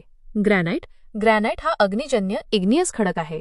प्युमिस हा अग्निजन्य ज्वालामुखी खडक आहे. प्रश्न 31. धोकादायक कचरा नियम. 31. धोकादायक कचरा व्यवस्थापन हाताळणी आणि सीमापार वाहतूक नियम 2008 नुसार धोकादायक कचऱ्याच्या सीमापार वाहतुकीची संमती आणि भारताच्या कोणत्या भागातून धोकादायक कचरा वाहतुकीची संमती दिली जाते? 1. पर्यावरण आणि वन मंत्रालय, भारत सरकार. 2. गृह मंत्रालय, भारत सरकार. 3. वाणिज्य आणि उद्योग मंत्रालय, भारत सरकार. 4. रसायने आणि खते मंत्रालय, भारत सरकार. उत्तर 1. पर्यावरण आणि वन मंत्रालय, भारत सरकार. विश्लेषण. धोकादायक कचरा व्यवस्थापन हाताळणी आणि सीमापार वाहतूक नियम 2008, hazardous waste management handling and transboundary movement rules 2008 हे पर्यावरण संरक्षण कायदा 1986 अंतर्गत तयार केले गेले आहेत. या नियमांनुसार धोकादायक कचऱ्याची सीमापार वाहतूक ट्रान्सबाउंडरी मूव्हमेंट करण्याची संमती देण्याचा मुख्य नोडल मिनिस्ट्री हा पर्यावरण वन आणि हवामान बदल मंत्रालय ministry of environment forest and climate change EFCC आहे. आंतरराष्ट्रीय स्तरावर ही वाहतूक बॅसल कन्व्हेन्शन तत्वांनुसार केली जाते. प्रश्न 32. पर्यावरण संरक्षण कायदा. 32. यादी वजा I मध्ये दिलेल्या घटकांची यादी वजा 2 मध्ये दिलेल्या त्यांच्या परिणामांशी जोड्या जुळवा. यादी वजा I घटक. यादी 2 परिणाम. अ. पाणी I ॲक्ट. I जैविक विविधतेची आणि अधिवासाची पातळी वाढते. ब. पर्यावरणीय किंमत. 2. पर्यावरणाचे विकेंद्रीकरण. क. पर्यावरणीय अंकेक्षण. 3. औद्योगिक प्रदूषण प्रतिबंध. हरित दूत. IV पर्यावरण व्यवस्थापन. 1 A 3 BI की IV the 2 2 A 2 ba IV QI the 3 3 A I ba 3 K 2 the IV 4 A 3 B2 KI the IV. उत्तर 4 A 3 B 2 KI the IV. Tip. या पर्यायांमध्ये विसंगती आहे. खालील अचूक जुळणी पहा. विश्लेषण. पर्यावरण व्यवस्थापनाशी संबंधित संज्ञा आणि त्यांचे परिणाम खालीलप्रमाणे आहेत. अ. पाणी act water prevention and control of pollution cess act हा कायदा 1977 मध्ये लागू झाला आणि याचा मुख्य उद्देश औद्योगिक प्रदूषण नियंत्रित करणे आणि पाण्याच्या वापरासाठी शुल्क आकारणे हा होता. अ. रायटरो 3 औद्योगिक प्रदूषण प्रतिबंध prevention control of industrial pollution. ब. पर्यावरणीय किंमत एन्व्हायरमेंटल कॉस्ट याचा अर्थ पर्यावरणाला झालेल्या नुकसानीचा किंवा नैसर्गिक संसाधनांच्या ऱ्हासाचा आर्थिक खर्च. ब. रायटरो 2 पर्यावरणाचे विकेंद्रीकरण डिसेंट्रलायझेशन ऑफ एन्व्हायरमेंट. क. पर्यावरणीय अंकेक्षण एन्व्हायरमेंटल ऑडिटिंग याचा उपयोग एखाद्या प्रकल्पाच्या किंवा उद्योगाच्या पर्यावरणीय कामगिरीचे मोजमाप मूल्यांकन आणि पुनरावलोकन करण्यासाठी होतो. क. रायटरो IV पर्यावरण व्यवस्थापन एन्व्हायरमेंट मॅनेजमेंट. हरित दूत ग्रीन अँबॅसेडर ग्रीन कॉर्प्स या शब्दाचा अर्थ पर्यावरण संरक्षणासाठी काम करणारी व्यक्ती समूह असा होतो. द रायटरो I जैविक विविधतेची आणि अधिवासाची पातळी वाढते. Increase in the level of biodiversity and habitat. Tip. हरित दूत चा थेट परिणाम जैविक विविधतेची पातळी वाढवण्यात असतो. अचूक जुळणीनुसार क्रम अ 3 ब 2 क IV द I दिलेल्या पर्यायांपैकी 4 रायटरो अ 3 ब 2 क I द IV. प्रश्न 33. गंभीरपणे धोक्यात असलेले प्राणी क्रिटिकली एंडेंजर्ड स्पीसीज. 33. भारतीय उपखंडावर प्राणी आणि उभयचर प्राण्याच्या कोणत्या प्रजातीला खालीलपैकी कोणत्या प्राण्याशी घोषित केलेला नाही? 1. घडियाल. 2. Bengal florican. 3. 4. Told river terrapin. 4. Leatherback कासव. उत्तर 2. बंगाल फ्लोरिकन. विश्लेषण. हा प्रश्न कोणत्या प्राण्याला गंभीरपणे धोक्यात असलेली प्रजाती, क्रिटिकली एंडेंजर्ड स्पीसीज म्हणून घोषित केलेले नाही याबद्दल आहे. घडियाल gharial, four told river terrapin, four toed river terrapin आणि लेदरबॅक कासव, लेदरबॅक टर्टल या तिन्ही प्रजातींना IUCNच्या रेड लिस्टमध्ये गंभीरपणे धोक्यात असलेली क्रिटिकली एंडेंजर्ड श्रेणी दिलेली आहे. बंगाल फ्लॉरिकन या पक्षाला देखील IUCNने गंभीरपणे धोक्यात असलेली क्रिटिकली एंडेंजर्ड प्रजाती म्हणून घोषित केले आहे. या प्रश्नाचे स्वरूप नाही असे विचारणारे असल्याने आणि दिलेल्या पर्यायांपैकी सर्वच प्रजाती गंभीरपणे धोक्यात असलेल्या गटात मोडत असल्याने प्रश्नाच्या मूळ स्रोतानुसार किंवा पूर्वीच्या यादीनुसार बंगाल फ्लोरिकन हे गंभीरपणे धोक्यात नसलेली प्रजाती म्हणून गृहीत धरले जात असावे. तथापि सध्याच्या IUCN यादीनुसार हे सर्व पर्याय गंभीरपणे धोक्यात असलेले आहेत. जर हा प्रश्न फक्त सरपटणारे प्राणी आणि उभयचर प्राणी, रेप्टाईल अँड ॲम्फिबियन यांच्या संदर्भात असेल, घडियाल, टरापिन आणि लेदरबॅक कासव हे सरपटणारे प्राणी रेप्टाईल्स आहेत आणि ते गंभीरपणे धोक्यात आहेत. बंगाल फ्लोरिकन हा पक्षी बर्ड आहे आणि तो देखील गंभीरपणे धोक्यात आहे. अशा स्थितीत जर प्रश्नाची मर्यादा फक्त सरपटणारे प्राणी आणि उभयचर प्राण्यांपर्यंत मर्यादित ठेवली तर बंगाल फ्लोरिकन हा पक्षी असल्यामुळे तो उत्तरात येऊ शकतो. म्हणून प्रश्नाची मर्यादा लक्षात घेतल्यास पर्याय 2 बंगाल फ्लोरिकन पक्षी हे योग्य उत्तर आहे, कारण तो सरपटणारा प्राणी किंवा उभयचर नाही. प्रश्न 34. जैवविविधतेला धोका, बायोडायव्हर्सिटी थ्रेट्स. 34. जैवविविधतेला धोका निर्माण करणाऱ्या घटकांचे वर्णन करण्यासाठी जीवशास्त्रज्ञांनी खालीलपैकी कोणता संक्षिप्त शब्द प्रयोग केला आहे? 1. EIA, 2. IUCN, 3. EPA, 4. हिप्पो. उत्तर 4. हिप्पो. विश्लेषण.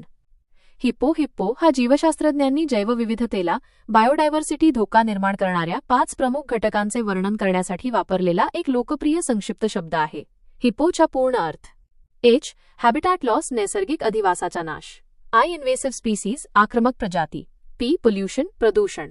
P. पॉप्युलेशन, मानवी लोकसंख्या वाढ. O- ओव्हर हार्वेस्टिंग, अतिशोषण, अतिउपयोग. EIA. Environmental impact assessment. IUCN. International union for conservation of nature आणि EPA. एन्व्हायरमेंटल प्रोटेक्शन एजन्सी हे सर्व पर्यावरणीय संस्था किंवा प्रक्रिया आहेत.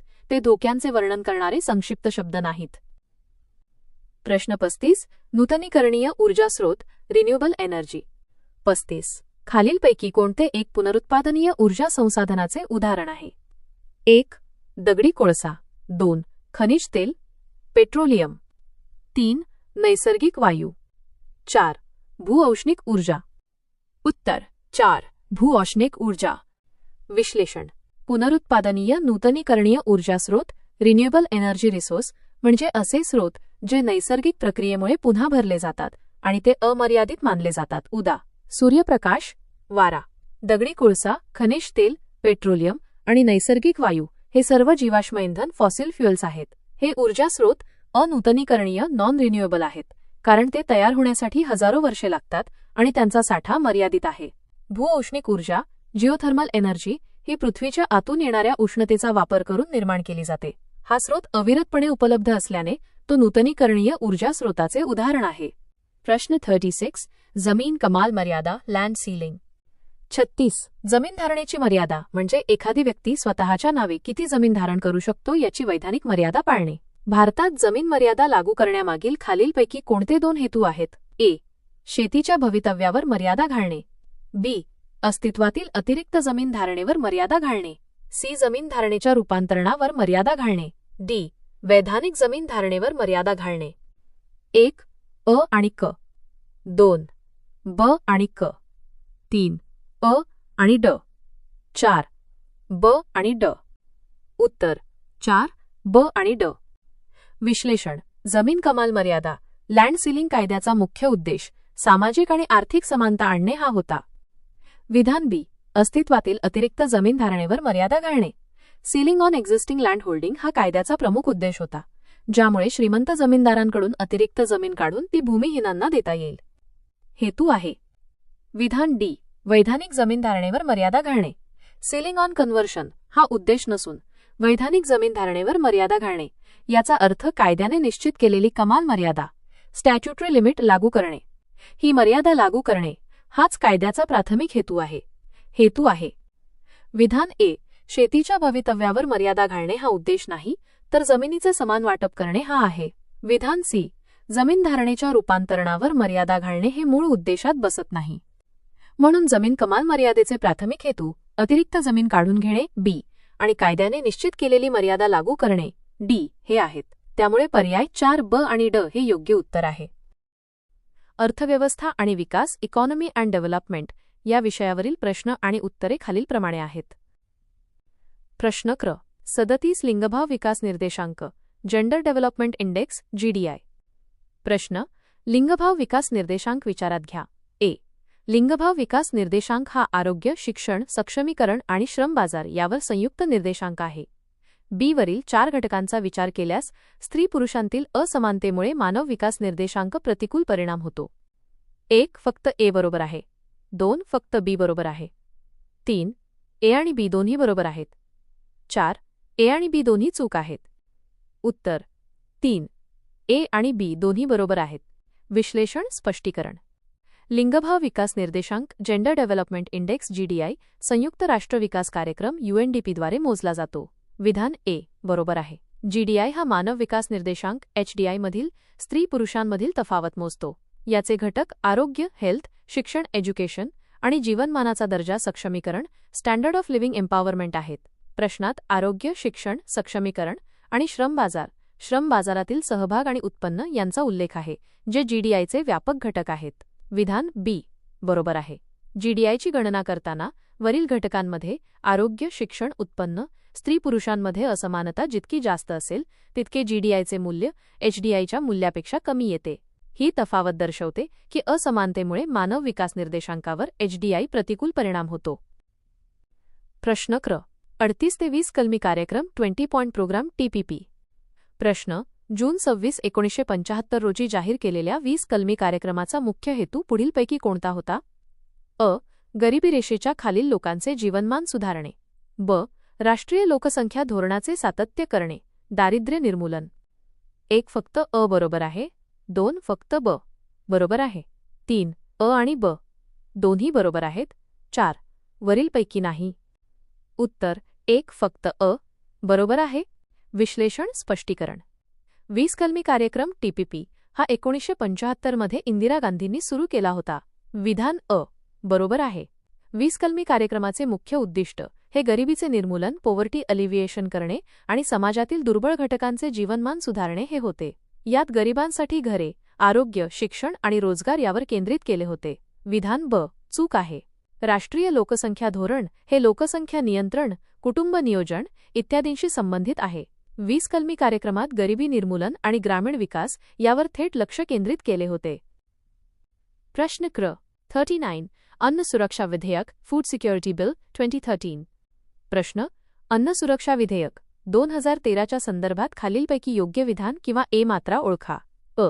हे विधेयक शहरी भागातील 50% आणि ग्रामीण भागातील 75% लोकसंख्येला अन्न सुरक्षा उपलब्ध करून देते.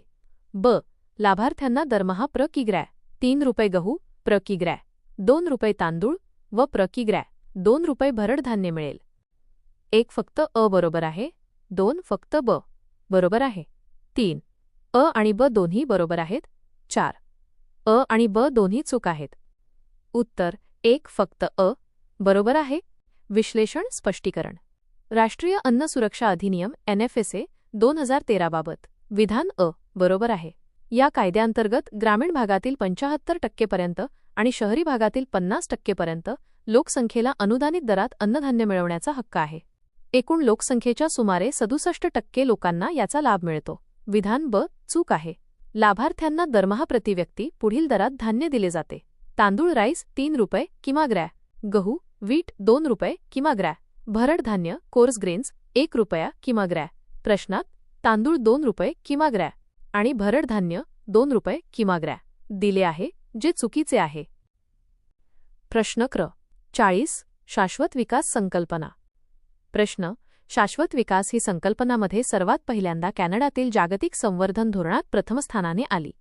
1-9-8-0-2-1-9-8-7-3-1-9-9-0-4 1-9 9 2 उत्तर 11980 विश्लेषण स्पष्टीकरण शाश्वत विकास सस्टेनेबल डेव्हलपमेंट ही संकल्पना सर्वप्रथम 1980 मध्ये international union for conservation of nature IUCN द्वारे प्रकाशित करण्यात आलेल्या जागतिक संवर्धन धोरणात वर्ल्ड कन्झर्वेशन स्ट्रॅटेजी प्रथमत्वाने केम इनटू प्रॉमिनन्स वापरण्यात आली. 1987 मध्ये ब्रंटलँड आयोग ब्रंटलँड कमिशनच्या आमचे सामायिक भविष्य आवर कॉमन फ्युचर या अहवालात शाश्वत विकासाची व्यापक आणि अधिकृत व्याख्या दिली गेली, ज्यामुळे ही संकल्पना अधिक लोकप्रिय झाली. प्रश्न क्र. 41 शाश्वत विकास उद्दिष्टे निर्देशांक SDG इंडेक्स 2020. प्रश्न 2020 मध्ये जाहीर करण्यात आलेल्या शाश्वत विकास लक्ष्य निर्देशांक सस्टेनेबल डेव्हलपमेंट गोल्स इंडेक्समध्ये भारत कोणत्या स्थानावर आहे?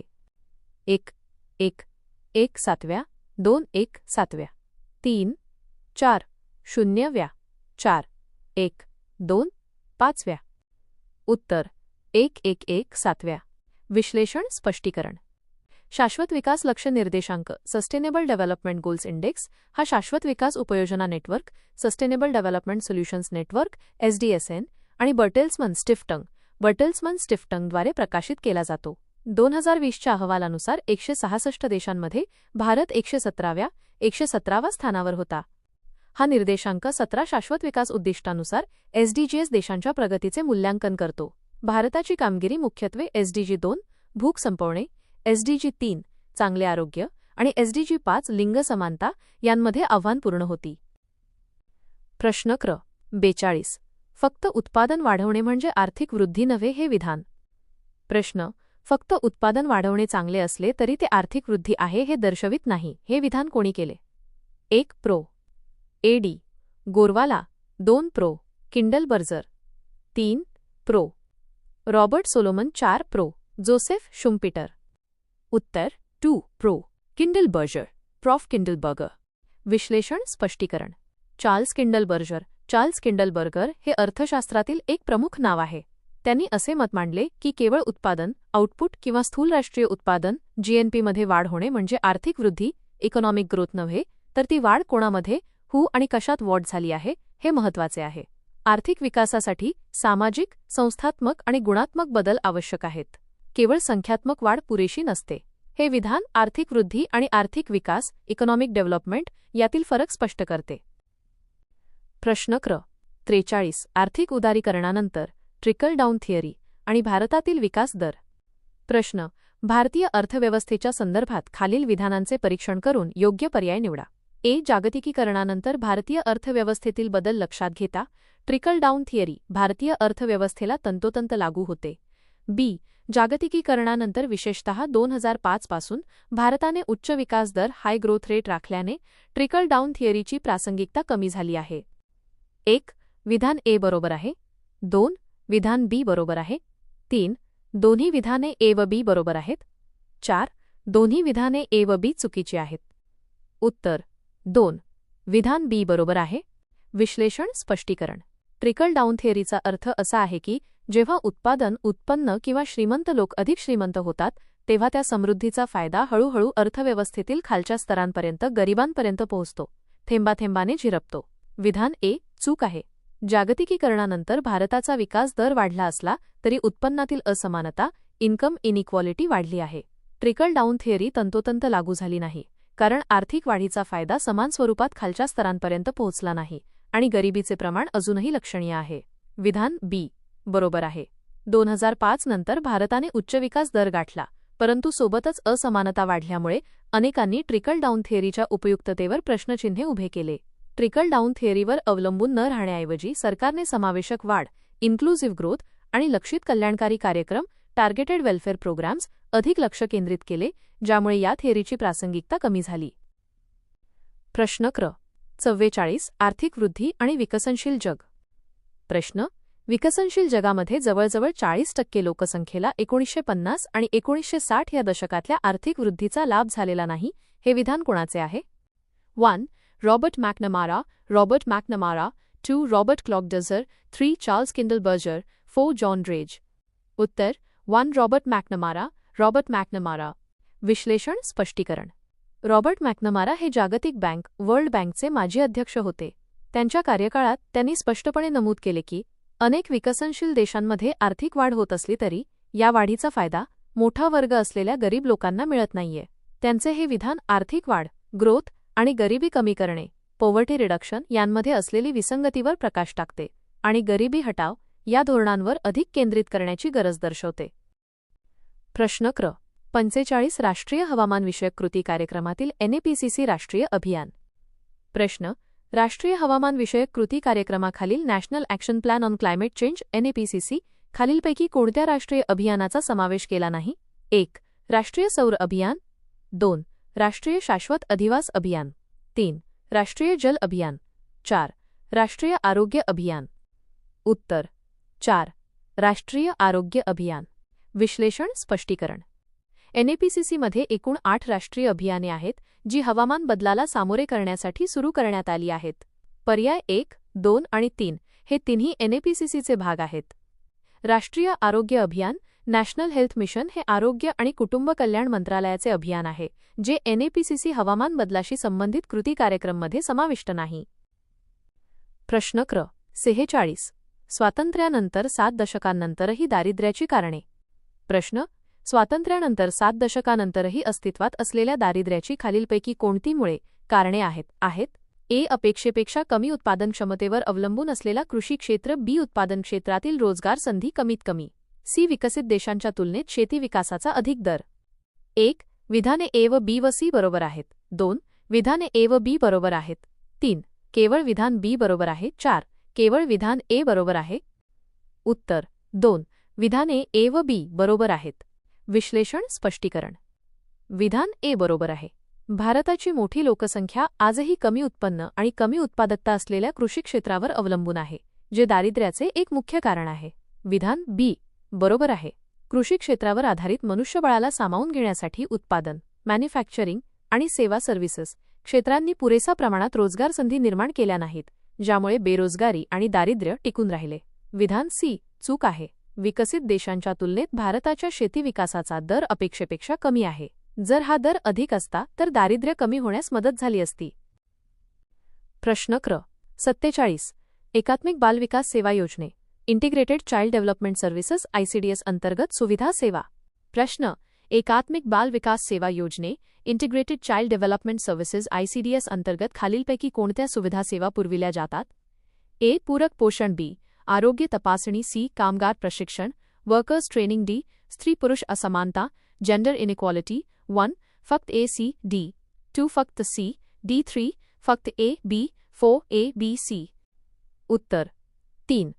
फक्त ए. बी. विश्लेषण स्पष्टीकरण. एकात्मिक बाल विकास सेवा योजना ICDS ही 0 ते 6 वर्षां वयोगटातील मुले, गर्भवती महिला आणि स्तनदा मातांसाठी आरोग्य आणि पोषण सुधारण्यासाठी 6 सेवा पुरवते. ए. पूरक पोषण कार्यक्रम बरोबर आहे. ही ICDS ची प्रमुख सेवा आहे. बी. आरोग्य तपासणी बरोबर आहे.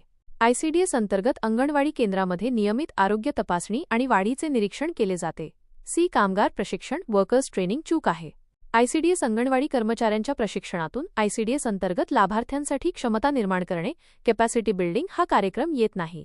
डी. स्त्री पुरुष असमानता, जेंडर इनइक्वालिटी चूक आहे. स्त्री पुरुष असमानता हा ICDS अंतर्गत थेट पुरविण्यात येणारा कार्यक्रम सेवा नाही. ICDS मध्ये पोषण व आरोग्य शिक्षण आणि शाळापूर्व शिक्षण या सेवांचा समावेश होतो. म्हणजे ICDS अंतर्गत प्रामुख्याने ए. पूरक पोषण आणि बी. आरोग्य तपासणी या सेवा थेट येतात. त्यामुळे 3. फक्त ए. बी. हा सर्वात योग्य पर्याय आहे. प्रश्न क्र. 48 ते 2011च्या जनगणनेनुसार शहरी लोकसंख्या. प्रश्न. 2011च्या जनगणनेनुसार सन 2011 मध्ये देशातील एकूण शहरी लोकसंख्येपैकी 13% लोकसंख्या खालीलपैकी कोणत्या शहरात होती? A. Mumbai. B. Chennai. C. Kolkata. D. Delhi. E. Bengaluru. 1. A आणि बी. 2. डी आणि ई. 3. ए. सी आणि डी. 4. ए. सी आणि डी आणि ई. उत्तर. 4. ए. डी आणि ई. विश्लेषण स्पष्टीकरण. 2011च्या जनगणनेनुसार देशातील एकूण शहरी लोकसंख्येपैकी सुमारे 13% लोकसंख्या सर्वात मोठ्या 3 महानगरांमध्ये मेगासिटीज म्हणजेच बृहन्मुंबई, दिल्ली आणि कोलकातामध्ये राहणारी होती. मुंबई ए. सर्वात जास्त शहरी लोकसंख्या असलेले शहर. दिल्ली डी. दुसऱ्या क्रमांकाचे सर्वाधिक शहरी लोकसंख्या असलेले शहर. कोलकाता तिसऱ्या क्रमांकाचे सर्वाधिक शहरी लोकसंख्या असलेले शहर. या 3 शहरांव्यतिरिक्त एकत्रित शहरी लोकसंख्या देशाच्या एकूण शहरी लोकसंख्येच्या 13% जास्त होती. चेन्नई आणि बेंगळुरू या 3 शहरांपेक्षा लहान महानगरांमध्ये असल्याने एकत्रित 13% मध्ये फक्त त्यांचा समावेश होत नाही. प्रश्न क्र.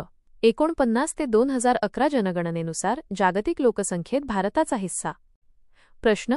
2011च्या जनगणनेनुसार भारताची लोकसंख्या एकूण जागतिक लोकसंख्येच्या _H 1 सेंटीमीटर टक्के आहे. 1, 2, 4, 2, 1, 7, 5, 3, 3, 1, 2, 4, 2, 0, 1. उत्तर 217.5. विश्लेषण स्पष्टीकरण. 2011च्या जनगणनेनुसार भारताची लोकसंख्या अंदाजे 121 कोटी होती.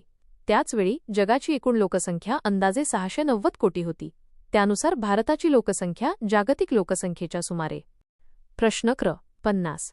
राष्ट्रीय लोकसंख्या धोरण 2000. प्रश्न. भारताच्या राष्ट्रीय लोकसंख्या धोरण 2000 संदर्भात खालीलपैकी कोणती विधाने बरोबर आहेत? ए. आरोग्य सेवांच्या सुधारणेवर भर देऊन आणि 2050 पर्यंत स्थिर लोकसंख्या साध्य करणे. बी.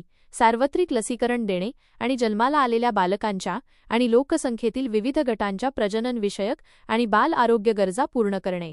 सी. आर्थिक सुधारणांमुळे प्रजनन दर हजारांनी 30% पेक्षा खाली आणणे. 1.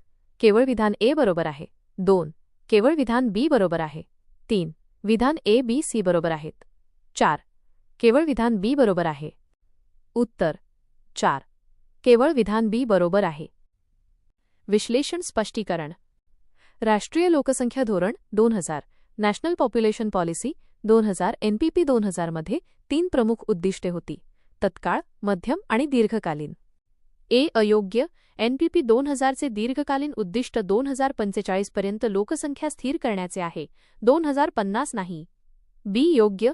NPP 2000 च्या तत्काळ उद्दिष्टांपैकी एक म्हणजे सार्वत्रिक लसीकरण युनिव्हर्सल इम्युनायझेशन करणे आणि विविध गटांच्या प्रजननविषयक आणि बाल आरोग्य reproductive and child health -RCH गरजा पूर्ण करणे. हे विधान बरोबर आहे. सी. अयोग्य. आर्थिक सुधारणांमुळे नाही, तर NPP 2000 चे मध्यमकालीन उद्दिष्ट 2010 पर्यंत एकूण प्रजनन दर टोटल फर्टिलिटी रेट TFR 2.1 पर्यंत खाली आणणे हे होते. TFR 30% पेक्षा खाली आणणे हे आर्थिक सुधारणांचे उद्दिष्ट नाही, तसेच प्रजनन दर हजारांनी मोजला जात नाही. प्रश्न क्र. 51. भौतिक राशीचे संवर्धन. प्रश्न. खालीलपैकी कोणती भौतिक राशी टक्करानंतर अक्षय कन्सर्व्ड राहते? 1. वस्तुमान मास. 2. संवेग मोमेंटम. 3. वेग वेलॉसिटी. 4. ऊर्जा एनर्जी. उत्तर 2. संवेग मोमेंटम. विश्लेषण स्पष्टीकरण.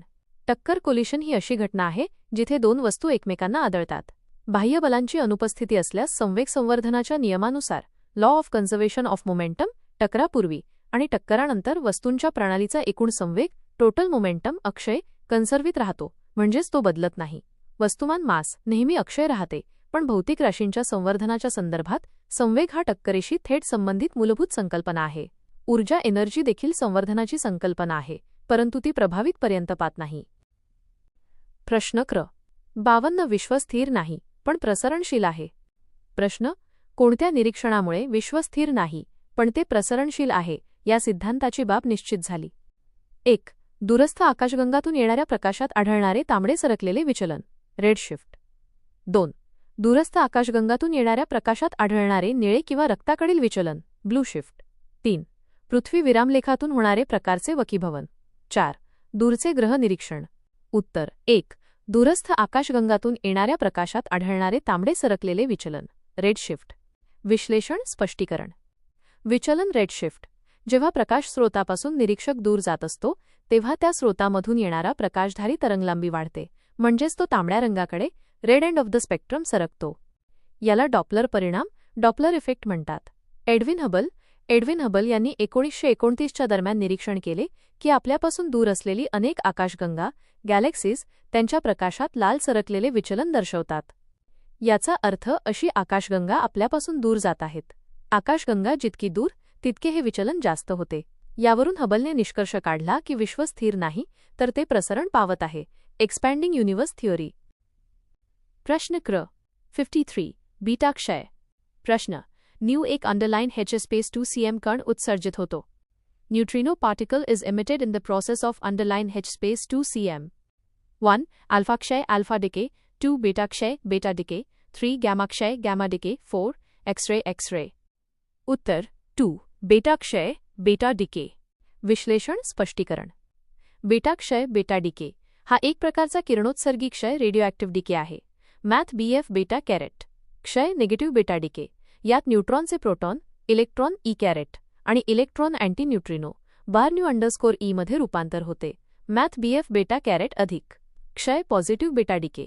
यात प्रोटॉनचे न्यूट्रॉन, पॉझिट्रॉन, ई कॅरेट अधिक आणि इलेक्ट्रॉन न्यूट्रिनो NU_E मध्ये रूपांतर होते. न्यूट्रिनो किंवा अँटी न्यूट्रिनो (बार-न्यू) हे वस्तुमान नगण्य असलेले कण आहेत. ते संवेगाचे आणि ऊर्जेच्या संवर्धनासाठी आवश्यक असतात. अल्फा क्षयामध्ये अल्फा डिके हेलियम केंद्रक उत्सर्जित होते, तर गॅमा क्षयामध्ये गॅमा डिके उच्च ऊर्जा असलेले फोटॉन उत्सर्जित होतात. प्रश्न क्र. 54. प्रश्न. तापमानाचा वायूच्या शानतेवर विस्कोसिटी परिणाम कसा होतो? 1. शानता चिपचिपेपणा विस्कोसिटी वाढतो. 2. शानता चिपचिपेपणा विस्कोसिटी कमी होतो. 3. शानता चिपचिपेपणा विस्कोसिटी स्थिर राहतो. 4. शानता चिपचिपेपणा विस्कोसिटी ऋण राहतो. उत्तर 1. शानता चिपचिपेपणा विस्कोसिटी वाढतो. विश्लेषण. शानता विस्कोसिटी द्रव किंवा वायूचा गुणधर्म, ज्यामुळे तो त्यांच्या प्रवाहातील फ्लो बदलांना विरोध करतो. वायूंच्या बाबतीत वायूंची शानता ही प्रामुख्याने आण्विक टक्करांवर मॉलिक्युलर कलिशन्स अवलंबून असते. तापमान वाढवल्यास वायूंच्या रेणूंची गतीज ऊर्जा कायनेटिक एनर्जी वाढते आणि ते अधिक वेगाने व अधिक वारंवार एकमेकांवर आढळतात. या वाढलेल्या टक्करांमुळे आणि रेणूंच्या गतीमुळे वायूंच्या वेगवेगळ्या थरांतर्गत संवेग मोमेंटम हस्तांतरण वाढते. परिणामी वायूची शानता वाढते. द्रवांच्या बाबतीत द्रवांमध्ये मात्र याच्यावर उलट परिणाम होतो. तापमान वाढवल्यास द्रवांची शानता कमी होते. प्रश्न क्र. 55. प्रश्न. उष्णता प्रवाहाचे गुणोत्तर रेशिओ ऑफ हीट फ्लो एकाच पदार्थाच्या दोन सळ्यांच्या लांबीचे गुणोत्तर 1 ते 2 आहे आणि जर त्यांच्या टोकांच्या तापमानातील फरक समान असेल तर त्यांच्यातील उष्णता प्रवाहाचे गुणोत्तर रेशिओ ऑफ हीट फ्लो किती असेल? 1:3:1 2:4:3 3:1:2 4:2:9. उत्तर 1:3:1. विश्लेषण. उष्णता प्रवाहाचा दर rate of heat flow Q खालील सूत्राने दिला जातो. येथे लॉग K बरोबर औष्णिक चालकता, थर्मल कंडक्टिव्हिटी A बरोबर काटछेद क्षेत्रफळ, cross sectional area delta T बरोबर तापमानातील फरक, टेम्परेचर डिफरन्स L बरोबर लांबी लेंथ. प्रश्नानुसार दोन्ही सळ्या एकाच पदार्थाच्या आहेत, त्यामुळे K समान आहे. तसेच त्यांच्या टोकांच्या तापमानातील फरक डेल्टा T समान आहे. त्यांच्या लांबीचे गुणोत्तर L_1 L_2 बरोबर 1 ते 2 आहे. सळईचे घनफळ व्हॉल्यूम V बरोबर AL ने दिले जाते आणि दोन्ही सळ्यांचे घनफळ समान 1 ते 1 आहे. म्हणजेच त्यांच्या काटछेद क्षेत्रफळाचे गुणोत्तर A_1 A_2 बरोबर 2 ते 1 आहे. आता उष्णता प्रवाहाच्या दराचे गुणोत्तर काढू. K आणि डेल्टा T रद्द झाल्यावर दिलेल्या किमती टाकल्यास टिप. विश्लेषणात दिलेले उत्तर 3 ते 1 आणि त्यामागचे गणित 2:1 बरोबर 4:1 जुळत नाही. 4 ते 1 हे गुणोत्तर योग्य आहे, परंतु पर्यायांमध्ये 4 ते 1 उपलब्ध नाही आणि निवडलेले उत्तर 3 ते 1 आहे. जवळचा पर्याय 3 ते 1 नाही. योग्य उत्तर 4 ते 1 असावे. प्रश्नात काही गृहीतक किंवा माहिती वगळलेली असू शकते. प्रश्न क्र. 56 विद्युत प्रवाह करंट. प्रश्न. खालील दिलेल्या परिपथाच्या रेझिस्टन्सच्या नेटवर्क ऑफ रेझिस्टन्समध्ये बॅटरीमधून विद्युत प्रवाह असेल. 1. 1.5 दशांश टेक्स्ट A 2. 3.5 दशांश टेक्स्ट A 3. 2.0 दशांश टेक्स्ट A 4. 1.0 दशांश टेक्स्ट A. उत्तर 4. 1.0 दशांश टेक्स्ट A. विश्लेषण. समतुल्य रोध R_EQ सुमारे 2.37 टेक्स्ट ओमेगा येतो आणि विद्युत प्रवाह ॲप्रॉक्स 0.84 टेक्स्ट A येतो. दिलेल्या पर्यायांपैकी 1.0 टेक्स्ट A हे मूल्य सर्वात जवळचे आहे. प्रश्न क्र. 57. प्रश्न. सिट्रस लिंबू कॅन्कर हा रोग कोणाला प्रकारच्या रोगजनकामुळे पॅथोजन होतो? 1. जीवाणू 2. हुरगणी 3. विषाणू 4. निमटोड. उत्तर 1. जीवाणू. विश्लेषण. सिट्रस कॅन्कर हा रोग झॅन्थोमोनास नावाच्या जीवाणूमुळे बॅक्टेरिया होतो. स्क्लेरेट्सचे स्क्लेरिड्स प्रकार. प्रश्न. स्क्लेरेट्सच्या श्रेणी आहेत. अ. मॅक्रोस्क्लेरेट्स. ब. ऑस्टिओस्क्लेरेट्स. क. ट्रॅकिड्स. ड. ॲस्टेरोस्क्लेरेट्स. वरीलपैकी कोणते विधान बरोबर आहेत? 1. फक्त अ आणि ड. 2. फक्त ब आणि क. 3. अ, ब आणि ड. 4. अ, ब आणि क. उत्तर. 3. अ, ब आणि ड. विश्लेषण.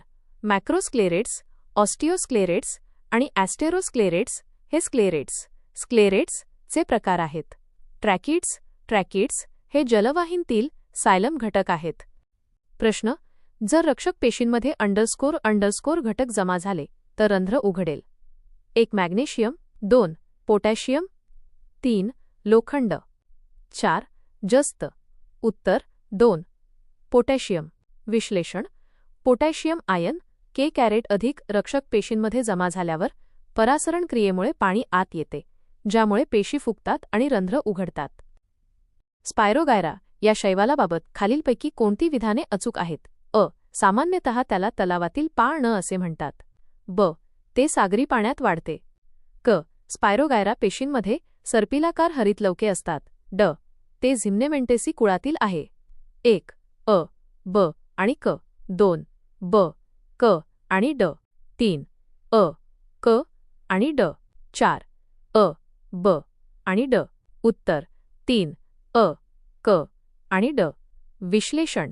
स्पायरोगायरा हे गोड्या पाण्यात वाढणारे शैवाल आहे. ब. चुकीचे. ते तलावातील पाळ म्हणून ओळखले जाते.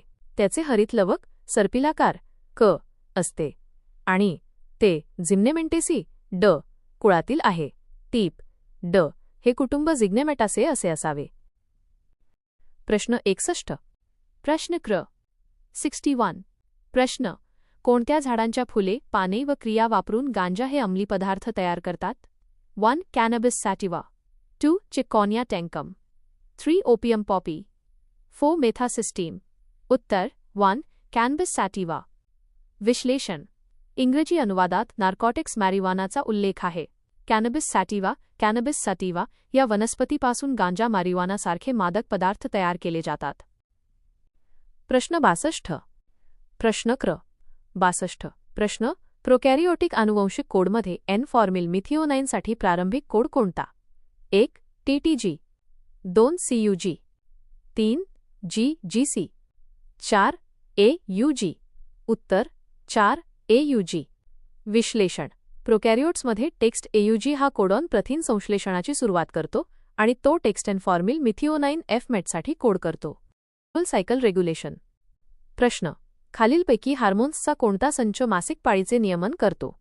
1. FSH, LH, ॲस्ट्रोजेन व प्रोजेस्टेरॉन. 2. ॲस्ट्रोजेन, टेस्टोस्टेरॉन, LH व कॉर्टिकोस्टेरॉन. 3.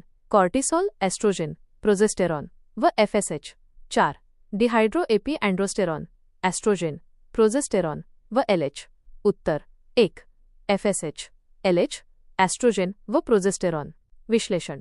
मासिक पाळीचे नियमन करणारे मुख्य 4 हॉर्मोन्स म्हणजे पूट टीका उद्दीपक संप्रेरक FSH, पीतपिंडकारी संप्रेरक LH, ॲस्ट्रोजेन आणि प्रोजेस्टेरॉन.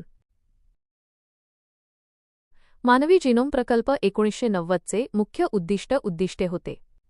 अ. DNA मधील 20,000 ते 25,000 जीन्स ओळखणे.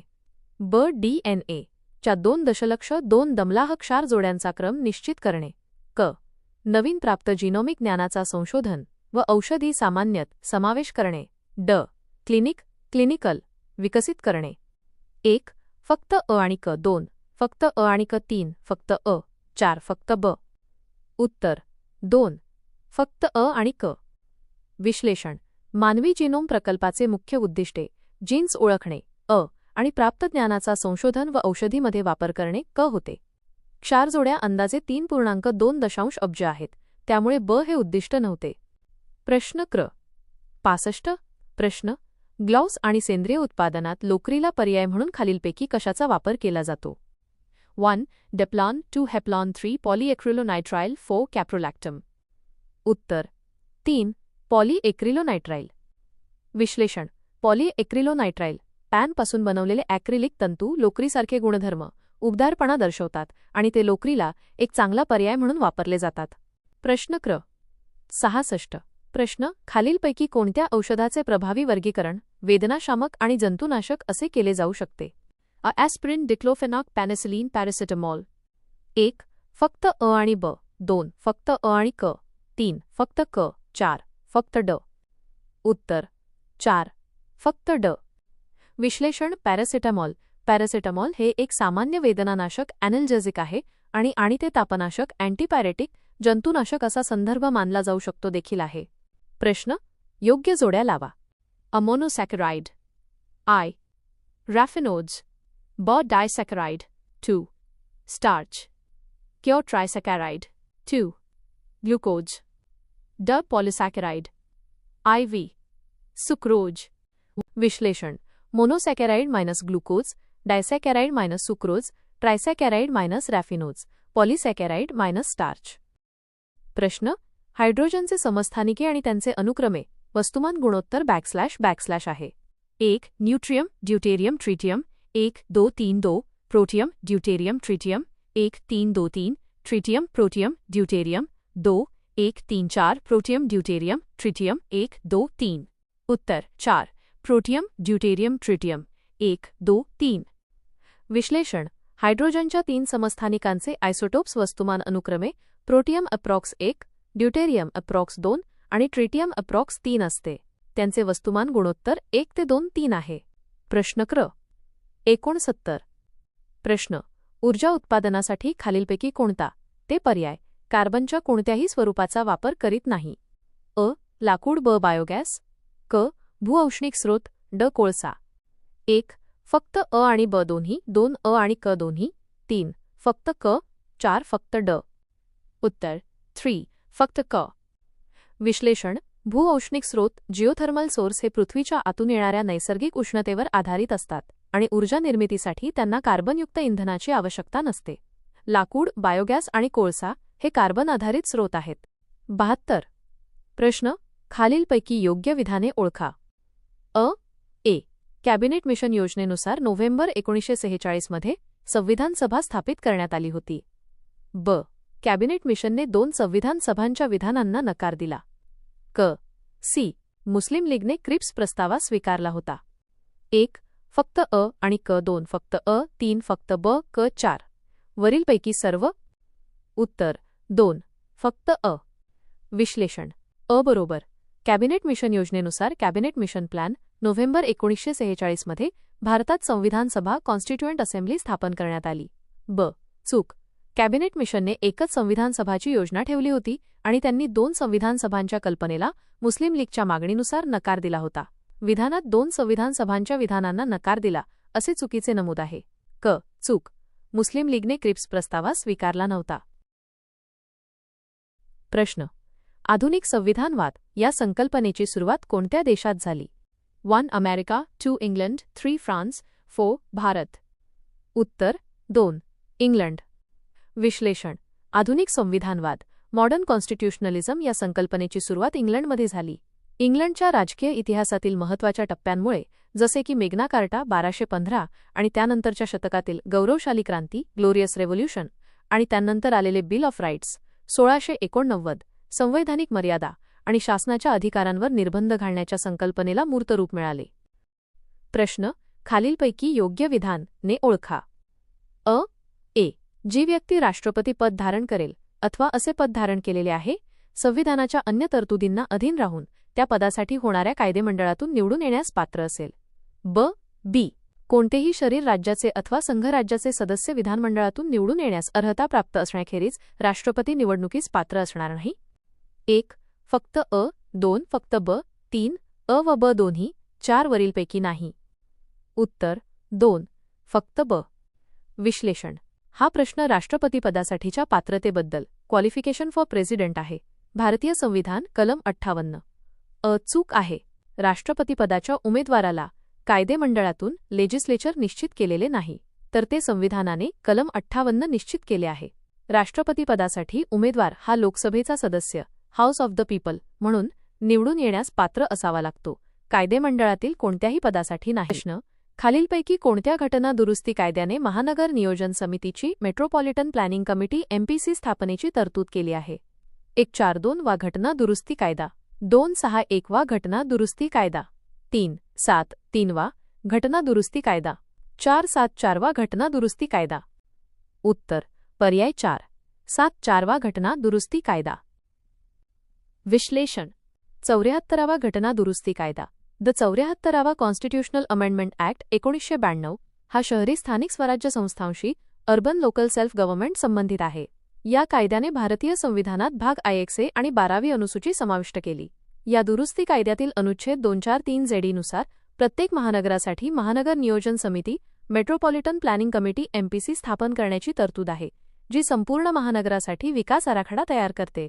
73वा घटना दुरुस्ती कायदा हा ग्रामीण स्थानिक स्वराज्य संस्थांशी पंचायती राज संबंधित आहे. प्रश्न 75.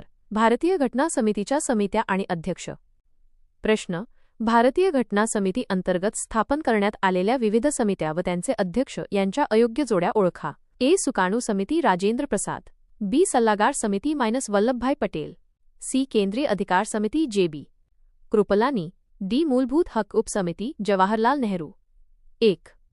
A आणि C, 2 A आणि D, 3 C आणि D, 4 A आणि B. उत्तर: पर्याय 3, C आणि D. विश्लेषण: समितीचे नाव, अध्यक्ष योग्य, अध्यक्षांची अयोग्य जोडी. A. सुकाणू समिती steering committee, doctor Rajendra Prasad ही जोडी योग्य आहे. B. सल्लागार समिती advisory committee on fundamental rights minorities ETC Sardar Vallabhbhai Patel ही जोडी योग्य आहे. C. केंद्रीय अधिकार समिती union powers committee Jawaharlal Nehru, JB Kripalani अयोग्य जोडी. D. मूलभूत हक उपसमिती फंडामेंटल राइट्स सब कमिटी, JB कृपलानी जवाहरलाल नेहरू अयोग्य जोडी. म्हणून अयोग्य जोड्या C आणि D आहेत. प्रश्न क्र. 76 क्वेश्चन 76. प्रश्न: उपराष्ट्रपतींशी संबंधित खालीलपैकी कोणते विधान ने योग्य आहेत? अ. उपराष्ट्रपती ज्या दिनांकास आपले पद ग्रहण करतील त्या दिनांकापासून 5 वर्षांच्या अवधीपर्यंत ते पद धारण करतील. ब. उपराष्ट्रपती राष्ट्रपतींस संबोधित आपल्या स्वाक्षरीसहित लेखी राजीनामा देऊ शकेल. क. लोकसभेच्या त्यावेळच्या सर्व सदस्यांच्या बहुमताने संमत केलेल्या ठरावाद्वारे उपराष्ट्रपतींना त्यांच्या पदावरून दूर करता येईल. ड. उपराष्ट्रपतींच्या कार्यकाळात पदच्युत करण्याचा ठराव केवळ राज्यसभेतच मांडला जाऊ शकतो. पर्याय 1. फक्त अ, क. 2. फक्त अ, ब. 3. फक्त अ, ब, क. 4. फक्त अ, ब, ड. उत्तर: पर्याय 4. फक्त अ, ब, ड. विश्लेषण: विधान अ.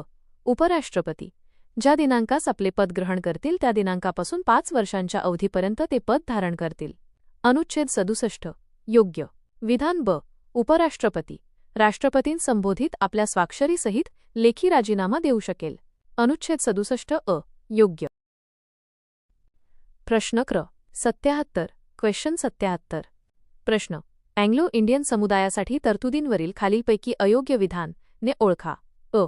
अनुच्छेद 333 हे राज्याच्या विधानसभेमध्ये अँग्लो इंडियन समाजाचे प्रतिनिधित्व निर्धारित करते.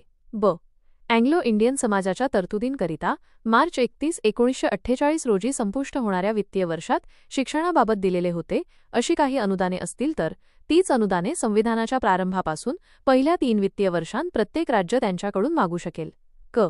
दर 3 वर्षांच्या अनुदानातील कालावधीत मागील 3 वर्षाच्या कालावधीतील अनुदानापेक्षा ती 10% कमी असू शकतील.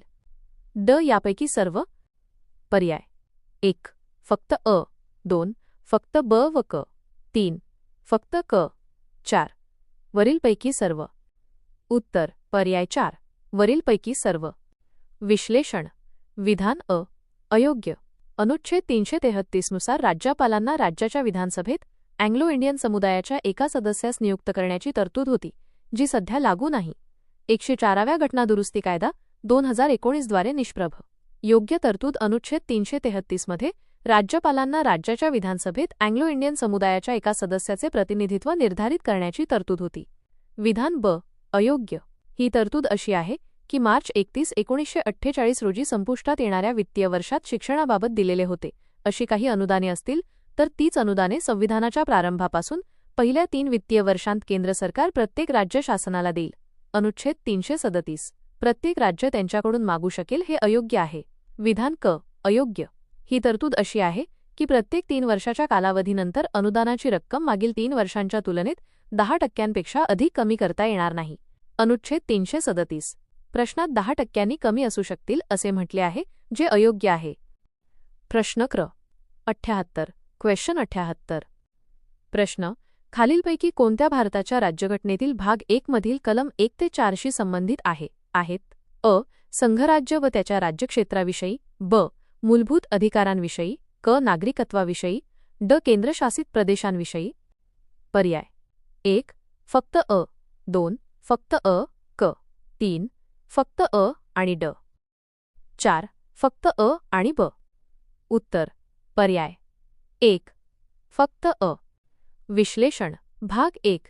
कलम 1 ते 4 हा संघराज्य आणि त्याचे राज्यक्षेत्र the union and its territory या विषयाशी संबंधित आहे आणि यात कलम 1 ते 4 समाविष्ट आहेत. योग्य. भाग 2. कलम 5 ते 11 नागरिकत्वाविषयी आहे. अयोग्य. भाग 3. कलम 12 ते 35 मूलभूत अधिकारांविषयी आहे. अयोग्य. भाग 8.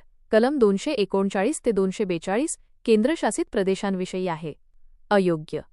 निष्कर्ष म्हणून केवळ अ हेच विधान कलम 1 ते 4 शी थेट संबंधित आहे. प्रश्न 79. प्रश्न. भारताच्या राज्यघटनेतील अनुच्छेद 371 व त्याच्या उपअनुच्छेदांवर विशेष दर्जा नसलेली राज्ये ओळखा. 1. नागालँड.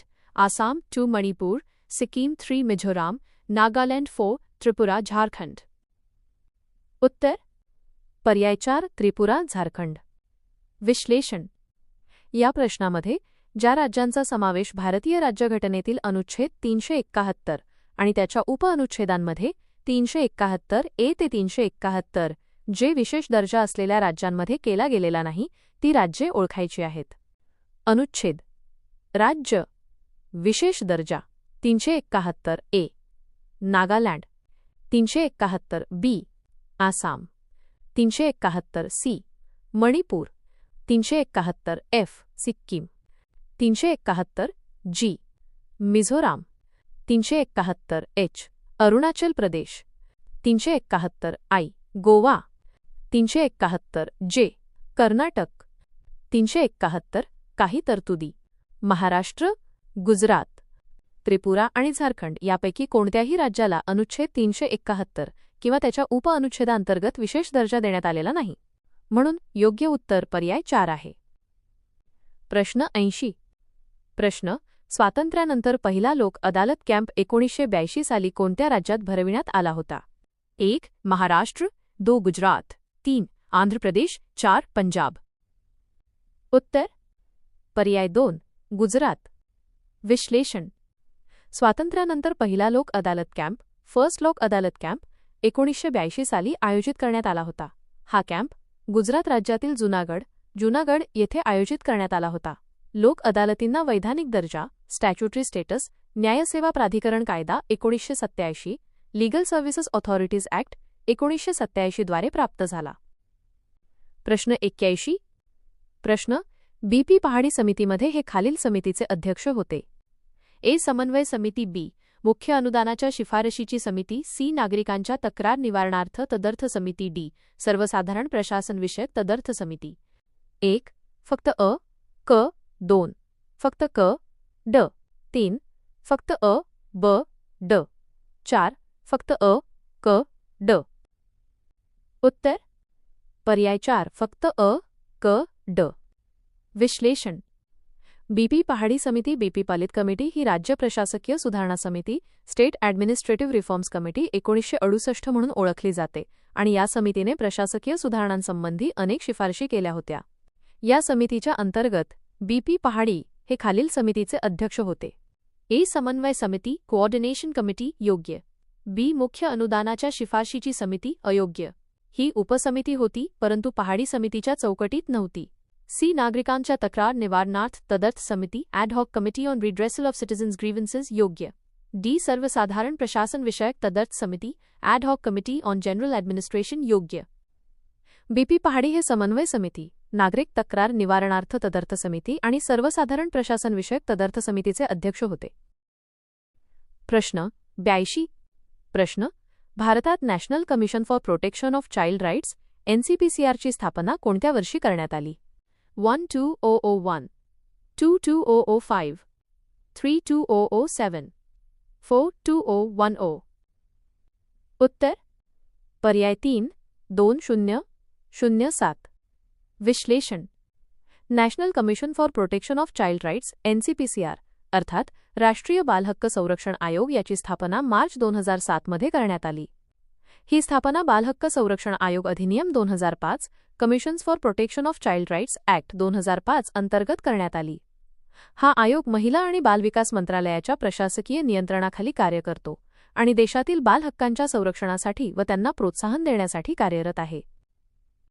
प्रश्न 83.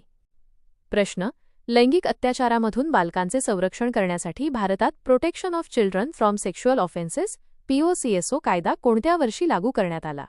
1-2009, 2-2012, 3-2015, 4-2018.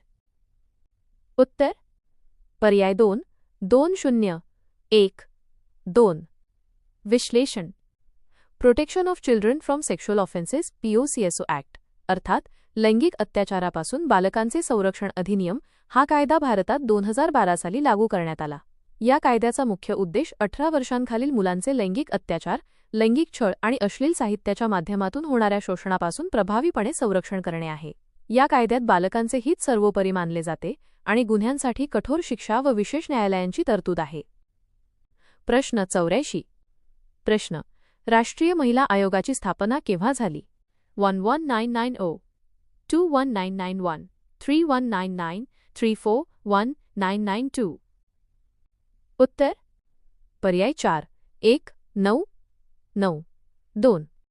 विश्लेषण: राष्ट्रीय महिला आयोग नॅशनल कमिशन फॉर वुमेन NCWची स्थापना जानेवारी 1992 मध्ये झाली. ही स्थापना राष्ट्रीय महिला आयोग अधिनियम 1990, national commission for women act 1990 या संसदीय कायद्याद्वारे करण्यात आली. हा आयोग भारतीय महिलांच्या हक्कांचे आणि कायदेशीर संरक्षणाचे पुनरावलोकन करण्यासाठी व त्यांच्या समस्यांचे निराकरण करण्यासाठी स्थापन करण्यात आलेला एक वैधानिक स्टॅच्युटरी संस्था आहे. प्रश्न क्वेश्चन 85. खालीलपैकी कोणती कामे जानेवारी 24, 1950 रोजी संविधान सभेने केली आहेत? अ.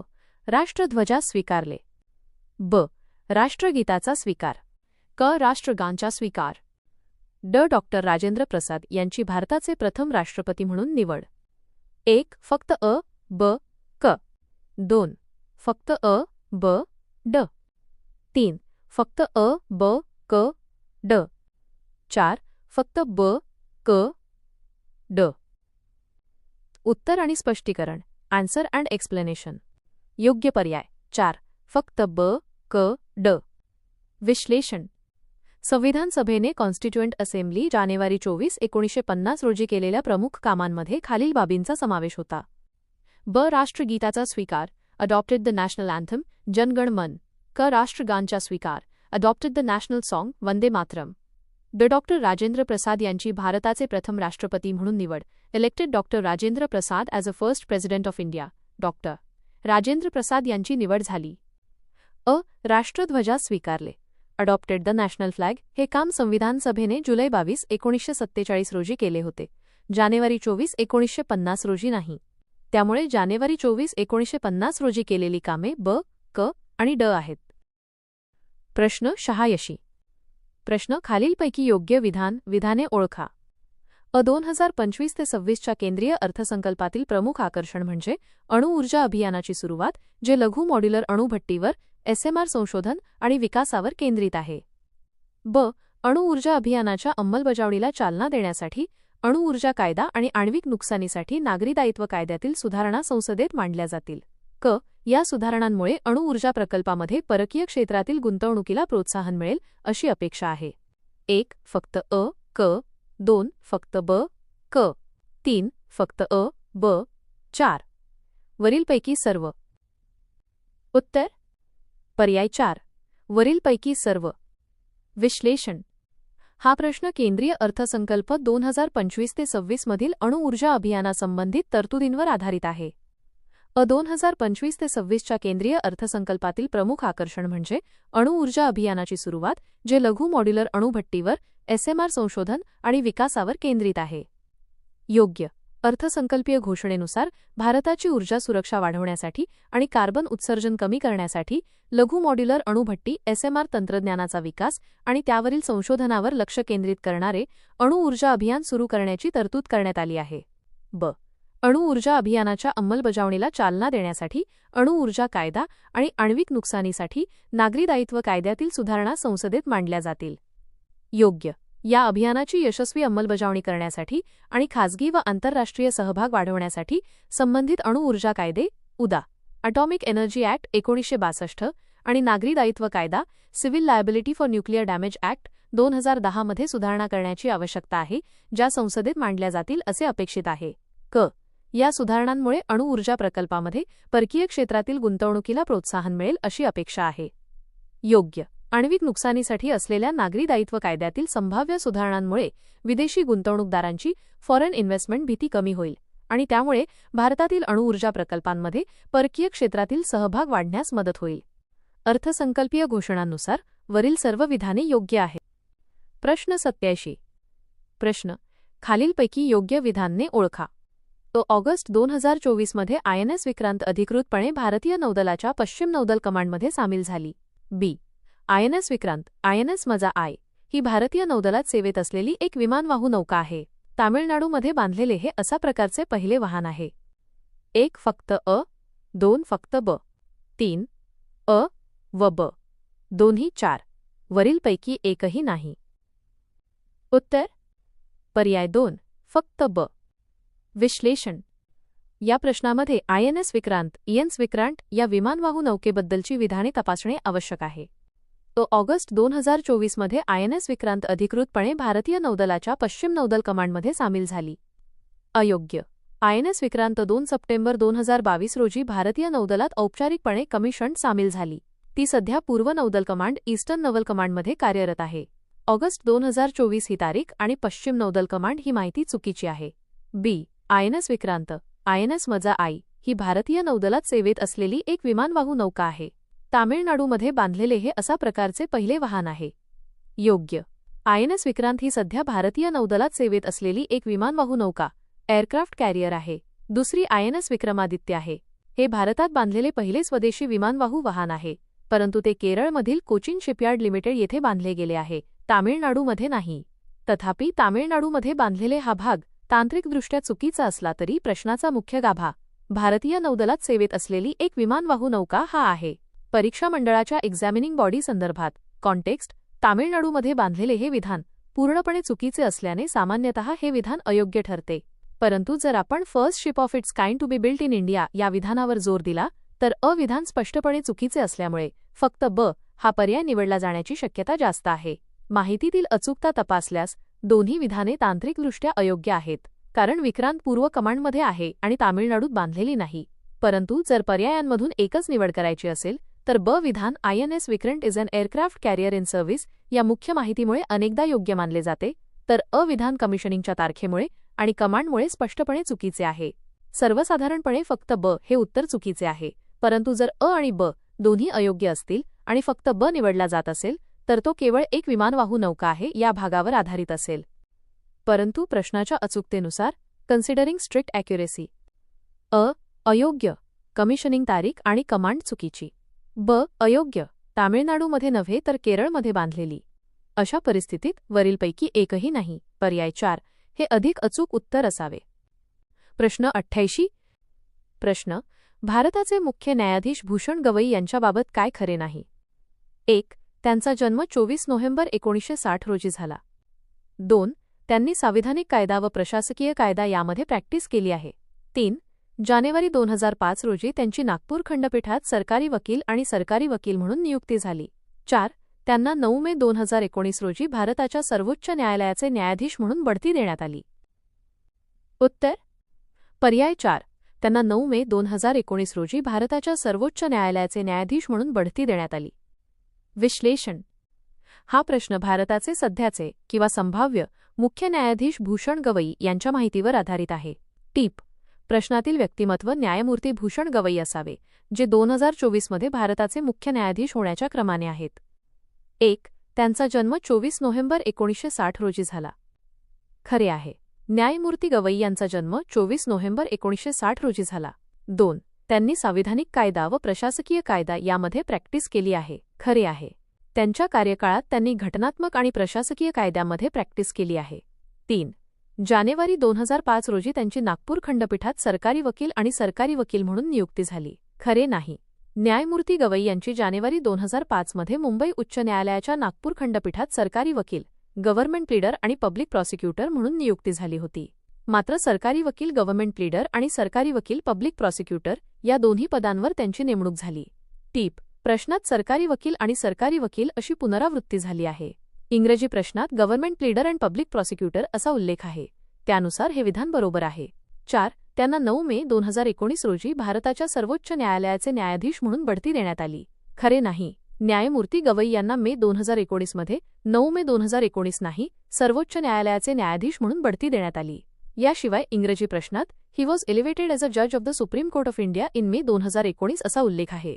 सर्वात मोठी विसंगती, मेजर डिस्क्रिपन्सी. प्रश्नातील इंग्रजी पर्यायानुसार 4. He was elevated as a जज of the Supreme Court of India in May 2019 हे विधान योग्य आहे. ते मे 2019 मध्ये सर्वोच्च न्यायालयाचे न्यायाधीश झाले. 3. जानेवारी 2005 मध्ये नागपूर खंडपीठात सरकारी वकील आणि सरकारी वकील म्हणून नियुक्ती झाली. हे विधान वाचताना काहीसे संदिग्ध वाटते. अचूक माहितीनुसार government pleader and public prosecutor म्हणून त्यांची नियुक्ती जानेवारी 2005 मध्ये झाली होती. प्रश्न 89. प्रश्न: खालीलपैकी कोणते विधान बरोबर आहे? अ. 6व्या राष्ट्रीय जल पुरस्काराकरिता अर्जदारांना अर्ज करण्याची अंतिम तारीख 15 नोव्हेंबर 2024 रोजी मानविण्यात आली. ब. राष्ट्रीय जल पुरस्कार जलशक्ती मंत्रालयाने प्रदान केले जातात. क. जलशक्ती जलसंधारण राष्ट्रीय जल पुरस्कार 2016 वर्षापासून देण्यात येतात. 1. अ, ब आणि क बरोबर आहेत. 2. अ, ब आणि क चूक आहेत. 3. अ आणि ब बरोबर. 4. ब आणि क बरोबर. उत्तर: पर्याय 4, ब आणि क बरोबर. विश्लेषण. या प्रश्नामध्ये राष्ट्रीय जल पुरस्कार नॅशनल वॉटर अवॉर्ड्स संबंधित विधाने तपासणे आवश्यक आहे. अ. 6व्या राष्ट्रीय जल पुरस्काराकरिता अर्जदारांना अर्ज करण्याची अंतिम तारीख 15 नोव्हेंबर 2024 रोजी मानविण्यात आली. अयोग्य. राष्ट्रीय जल पुरस्कारांसाठी अर्ज सादर करण्याची तारीख ही दरवर्षी बदलत असते. 6व्या राष्ट्रीय जल पुरस्कारांसाठी अर्ज करण्याची अंतिम तारीख नोव्हेंबर 2023 मध्ये होती. 15 नोव्हेंबर 2024 ही तारीख चुकीची आहे. ब. राष्ट्रीय जल पुरस्कार जलशक्ती मंत्रालयाने प्रदान केले जातात. योग्य. राष्ट्रीय जल पुरस्कार हे जलशक्ती मंत्रालय, मिनिस्ट्री ऑफ जलशक्ती, भारत सरकार यांच्याद्वारे प्रदान केले जातात. क. जलशक्ती जलसंधारण राष्ट्रीय जल पुरस्कार 2016 वर्षापासून देण्यात येतात. योग्य. राष्ट्रीय जल पुरस्कार नॅशनल वॉटर अवॉर्ड्स देण्याची सुरुवात 2018 मध्ये झाली असली तरी जलशक्ती जलसंधारण राष्ट्रीय जल पुरस्कार, जलशक्ती जल संरक्षण नॅशनल वॉटर अवॉर्ड्स हा कार्यक्रम 2016 पासून आयोजित केला जात आहे. हा पुरस्कार 2016 मध्ये सुरू झाला आणि 2018 मध्ये त्याचे अधिक व्यापक स्वरूप झाले. 2016चा संदर्भ हा जलसंधारण कार्यक्रमाच्या सुरुवातीचा आहे. म्हणून विधाने ब आणि क बरोबर आहेत. प्रश्न 90. प्रश्न: जागतिक शांतता निर्देशांक 2024 नुसार खालील राष्ट्रांची रँकिंग चढत्या क्रमाने लावा. अ. आयर्लंड, ब. ऑस्ट्रिया, क. आइसलँड, ड. न्यूझीलँड. 1. अ ब क ड. 2. क अ ब ड. 3. क ब अ ड. 4. ब क ड अ. उत्तर: पर्याय 2, क अ ब ड. विश्लेषण. जागतिक शांतता निर्देशांक 2024 ग्लोबल पीस इंडेक्स 2024 नुसार राष्ट्रांची शांततेच्या आधारावर असलेली रँकिंग खालीलप्रमाणे आहे. रँकिंग जितकी कमी तेवढा देश अधिक शांत. देश राष्ट्र. जागतिक शांतता निर्देशांक 2024 मधील रँक. क. आइसलँड 1. अ. आयर्लंड 3. ब. ऑस्ट्रिया 5. ड. न्यूझीलँड 9. प्रश्नानुसार या राष्ट्रांची रँकिंग चढत्या क्रमाने असेंडिंग ऑर्डर लावायची आहे, म्हणजे सर्वात लहान रँक सर्वात शांत देश प्रथम येईल. 1. Iceland rank 1. 2. Ireland rank 3. 3. Austria rank 5. 4. New Zealand rank 9. म्हणून योग्य क्रम क अ ब ड हा आहे. प्रश्न 91. प्रश्न गुकेश डी हे देशातील सर्वात उत्कृष्ट बुद्धिबळपटूंपैकी एक आहेत. त्यांची कामगिरी आणि ध्येय. 2024 मध्ये सिंगापूर येथे झालेल्या फाईट जागतिक बुद्धिबळ स्पर्धेत सुवर्ण पदक मिळविले. 2024 मध्ये सिंगापूर येथे झालेल्या फाईट 45व्या बुद्धिबळ ऑलिम्पियाड ओपन टीममध्ये सुवर्ण पदक मिळविले. 2024 मध्ये बुडापेस्ट येथे झालेल्या फाईट 45व्या बुद्धिबळ ऑलिम्पियाड वैयक्तिकमध्ये सुवर्ण पदक मिळविले. वरील कोणते लक्षात घ्या आणि योग्य शोधून काढा. 1. फक्त अ, ब. 2. फक्त ब. 3. फक्त अ, क. 4. वरीलपैकी सर्व. उत्तर पर्याय 4. वरीलपैकी सर्व. विश्लेषण. गुकेश डी हे भारतीय ग्रँडमास्टर आहेत आणि त्यांनी 2024 मध्ये अनेक महत्त्वाचे यश मिळवले. 2024 मध्ये सिंगापूर येथे झालेल्या फाईट जागतिक बुद्धिबळ स्पर्धेत सुवर्ण पदक मिळविले. योग्य. गुकेश डी यांनी 2024 मध्ये सिंगापूर येथे झालेल्या फिडे वर्ल्ड चेस चॅम्पियनशिपमध्ये सुवर्ण पदक जिंकले. 2024 मध्ये सिंगापूर येथे झालेल्या फायडे 45व्या बुद्धिबळ ऑलिम्पियाड ओपन टीममध्ये सुवर्ण पदक मिळविले. योग्य. गुकेश डी यांनी 2024 मध्ये सिंगापूर येथे झालेल्या 45व्या फायडे चेस ऑलिम्पियाडमध्ये ओपन टीम इव्हेंटमध्ये सुवर्ण पदक जिंकले. भारताने टीम गोल्ड जिंकले. 2024 मध्ये बुडापेस्ट येथे झालेल्या फिडे 45व्या बुद्धिबळ ऑलिम्पियाड वैयक्तिकमध्ये सुवर्ण पदक मिळविले. योग्य. 45वी बुद्धिबळ ऑलिम्पियाड 2024 मध्ये बुडापेस्ट हंगेरी येथे आयोजित करण्यात आली होती. यामध्ये गुकेश डी यांनी वैयक्तिक स्तरावर देखील सुवर्ण पदक जिंकले. वरील सर्व तिन्ही विधाने गुकेश डी यांच्या 2024 मधील कामगिरीसंदर्भात योग्य आहेत. प्रश्न 92. प्रश्न. योग्य विधाने ओळखा. अ. भारतात जानेवारी 24 राष्ट्रीय बालिका दिन म्हणून साजरा केला जातो. ब.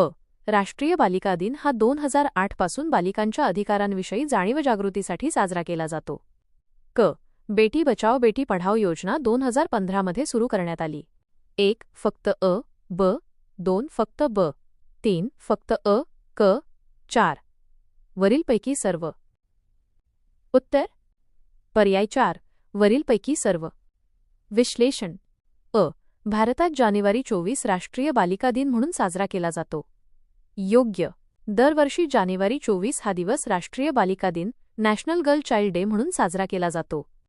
याच दिवशी इंदिरा गांधी यांनी 1966 मध्ये भारताच्या पहिल्या महिला पंतप्रधान म्हणून शपथ घेतली होती. ब. राष्ट्रीय बालिका दिन हा 2008 पासून बालिकांच्या अधिकारांविषयी जाणीवजागृतीसाठी साजरा केला जातो. योग्य. राष्ट्रीय बालिका दिनाची सुरुवात 2008 मध्ये महिला आणि बालविकास मंत्रालयाने केली. याचा उद्देश बालिकांच्या समस्या, हक्क आणि त्यांच्या शिक्षणाचे महत्त्व याबद्दल जागरूकता निर्माण करणे आहे. क. बेटी बचाओ बेटी पढाओ योजना 2015 मध्ये सुरू करण्यात आली. योग्य. बेटी बचाओ बेटी पढाओ बीबीबीपी योजना 22 जानेवारी 2015 रोजी पंतप्रधान नरेंद्र मोदी यांनी हरियाणातील पानिपत येथून सुरू केली. लिंग गुणोत्तर सुधारणे आणि मुलींच्या शिक्षणाला प्रोत्साहन देणे हा या योजनेचा मुख्य उद्देश आहे. म्हणून वरील सर्व अ, ब, क विधाने योग्य आहेत. प्रश्न 93. प्रश्न. जोड्या लावा. क्रिकेट परिषद. गट अ. क्रिकेट परिषद. गट ब. अध्यक्ष. 16वी क्रिकेट शिखर परिषद. आय. नवी दिल्ली. 15वी क्रिकेट शिखर परिषद. 2. बर्लिन. 14वी क्रिकेट शिखर परिषद. 2. जोहान्सबर्ग. 13वी क्रिकेट शिखर परिषद. IV. क्वालालंपूर. उत्तर. विश्लेषण. क्रिकेट परिषदेचे आयोजन करणाऱ्या ठिकाणांनुसार योग्य जोड्या खालीलप्रमाणे आहेत. सामान्यतः ICC परिषदांच्या क्रमावर आधारित. 16वी क्रिकेट शिखर परिषद 16th cricket summit right pointing arrow T. Berlin. 15वी क्रिकेट शिखर परिषद 15th cricket summit right pointing arrow T. Johannesburg. 14वी क्रिकेट शिखर परिषद 14th cricket summit right pointing arrow I. Navi Delhi, New Delhi. 13वी क्रिकेट शिखर परिषद 13th cricket summit right pointing arrow IV. Kuala Lumpur. टीप. या प्रकारच्या प्रश्नांमध्ये क्रिकेट शिखर परिषद क्रिकेट समिट हा शब्द ICC इंटरनॅशनल क्रिकेट काउन्सिलच्या वार्षिक किंवा अर्धवार्षिक परिषदांसाठी वापरला जातो. प्रश्न 94. प्रश्न. अन्न योजनेमध्ये लाभार्थींना खालीलपैकी कोणती वस्तू मोफत मिळेल? अ. साखर, तांदूळ, लाल मिरची पावडर, हळद, ज्वारी. 1. फक्त अ. ब. 2. फक्त क, ड, ई. 3. फक्त अ, ब, क. 4. वरीलपैकी सर्व. उत्तर. पर्याय 4. वरीलपैकी सर्व. विश्लेषण. हा प्रश्न अन्नपूर्णा अन्न योजना किंवा तत्सम अन्न सुरक्षा योजनेच्या संदर्भात विचारलेला असावा. अनेक राज्य आणि केंद्र सरकारच्या अन्न सुरक्षा योजना, विशेषतः अंत्योदय अन्न योजना आणि प्राधान्य कुटुंब योजना अंतर्गत NFSA 2013 लाभार्थींना मोफत किंवा अत्यल्प दरात धान्य, तांदूळ, गहू, ज्वारी मिळते. तथापि, प्रश्नातील सर्व पर्याय तपासल्यास ब. तांदूळ आणि ज्वारी किंवा गहू हे राष्ट्रीय अन्न सुरक्षा कायद्याअंतर्गत NFSA मोफत धान्य म्हणून दिले जातात. अ. साखर, क. लाल मिरची पावडर आणि ड. हळद या वस्तू राज्यातील अन्न सुरक्षा योजना, उदा. महाराष्ट्रातील अन्नपूर्णा योजना किंवा शिधापत्रिका योजना किंवा काही विशेष योजनांखाली अत्यल्प दरात किंवा मोफत देखील दिल्या जातात. उदा. महाराष्ट्रात केशरी शिधापत्रिका धारकांना साखर, गहू, तांदूळ मिळतो. काही राज्यांमध्ये विशेष किटमध्ये मसाले, मिरची पावडर, हळद आणि साखर दिली जाते.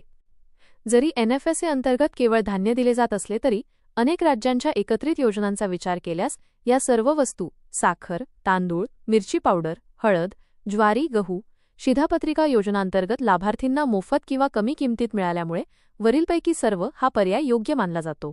टीप. हा प्रश्न विशिष्ट राज्याच्या किंवा योजनेच्या संदर्भात विचारलेला नसल्यास वरीलपैकी सर्व हा पर्याय निवडताना NFSA आणि राज्य योजना दोन्ही विचारात घ्यावे लागतात. प्रश्न 95. प्रश्न.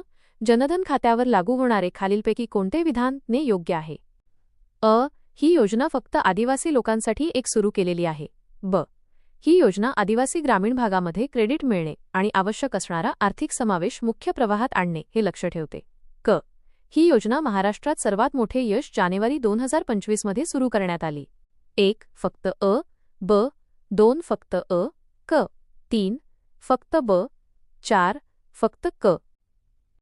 उत्तर. पर्याय 3. फक्त ब. विश्लेषण. हा प्रश्न प्रधानमंत्री जनधन योजना PMJDY संबंधित आहे. अ. ही योजना फक्त आदिवासी लोकांसाठी एक सुरू केलेली आहे. अयोग्य. प्रधानमंत्री जनधन योजना PMJDY ही सर्वांसाठी प्रत्येक नागरिकासाठी बँक खाते उघडणे म्हणजेच आर्थिक समावेशन साधण्यासाठी सुरू केलेली आहे. ही योजना केवळ आदिवासी लोकांसाठी नाही. ब. ही योजना आदिवासी ग्रामीण भागामध्ये क्रेडिट मिळणे आणि आवश्यक असणारा आर्थिक समावेश मुख्य प्रवाहात आणणे हे लक्ष ठेवते. योग्य.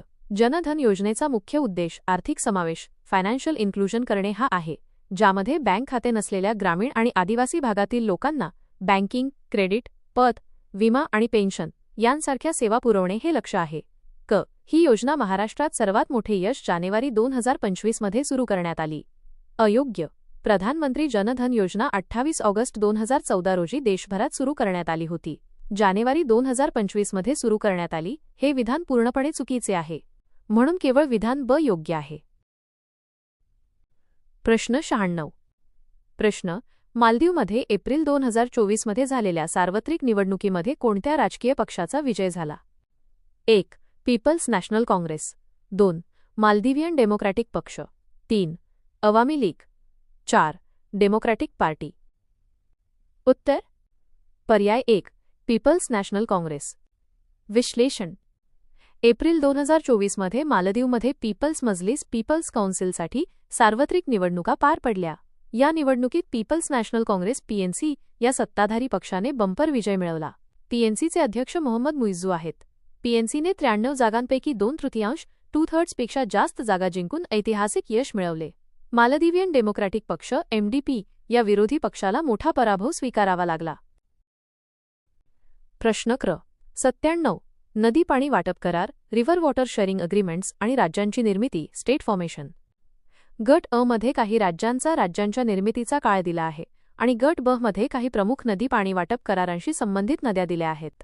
गट अ व गट ब मधील चुकीची जोडी ओळखा. गट अ राज्य.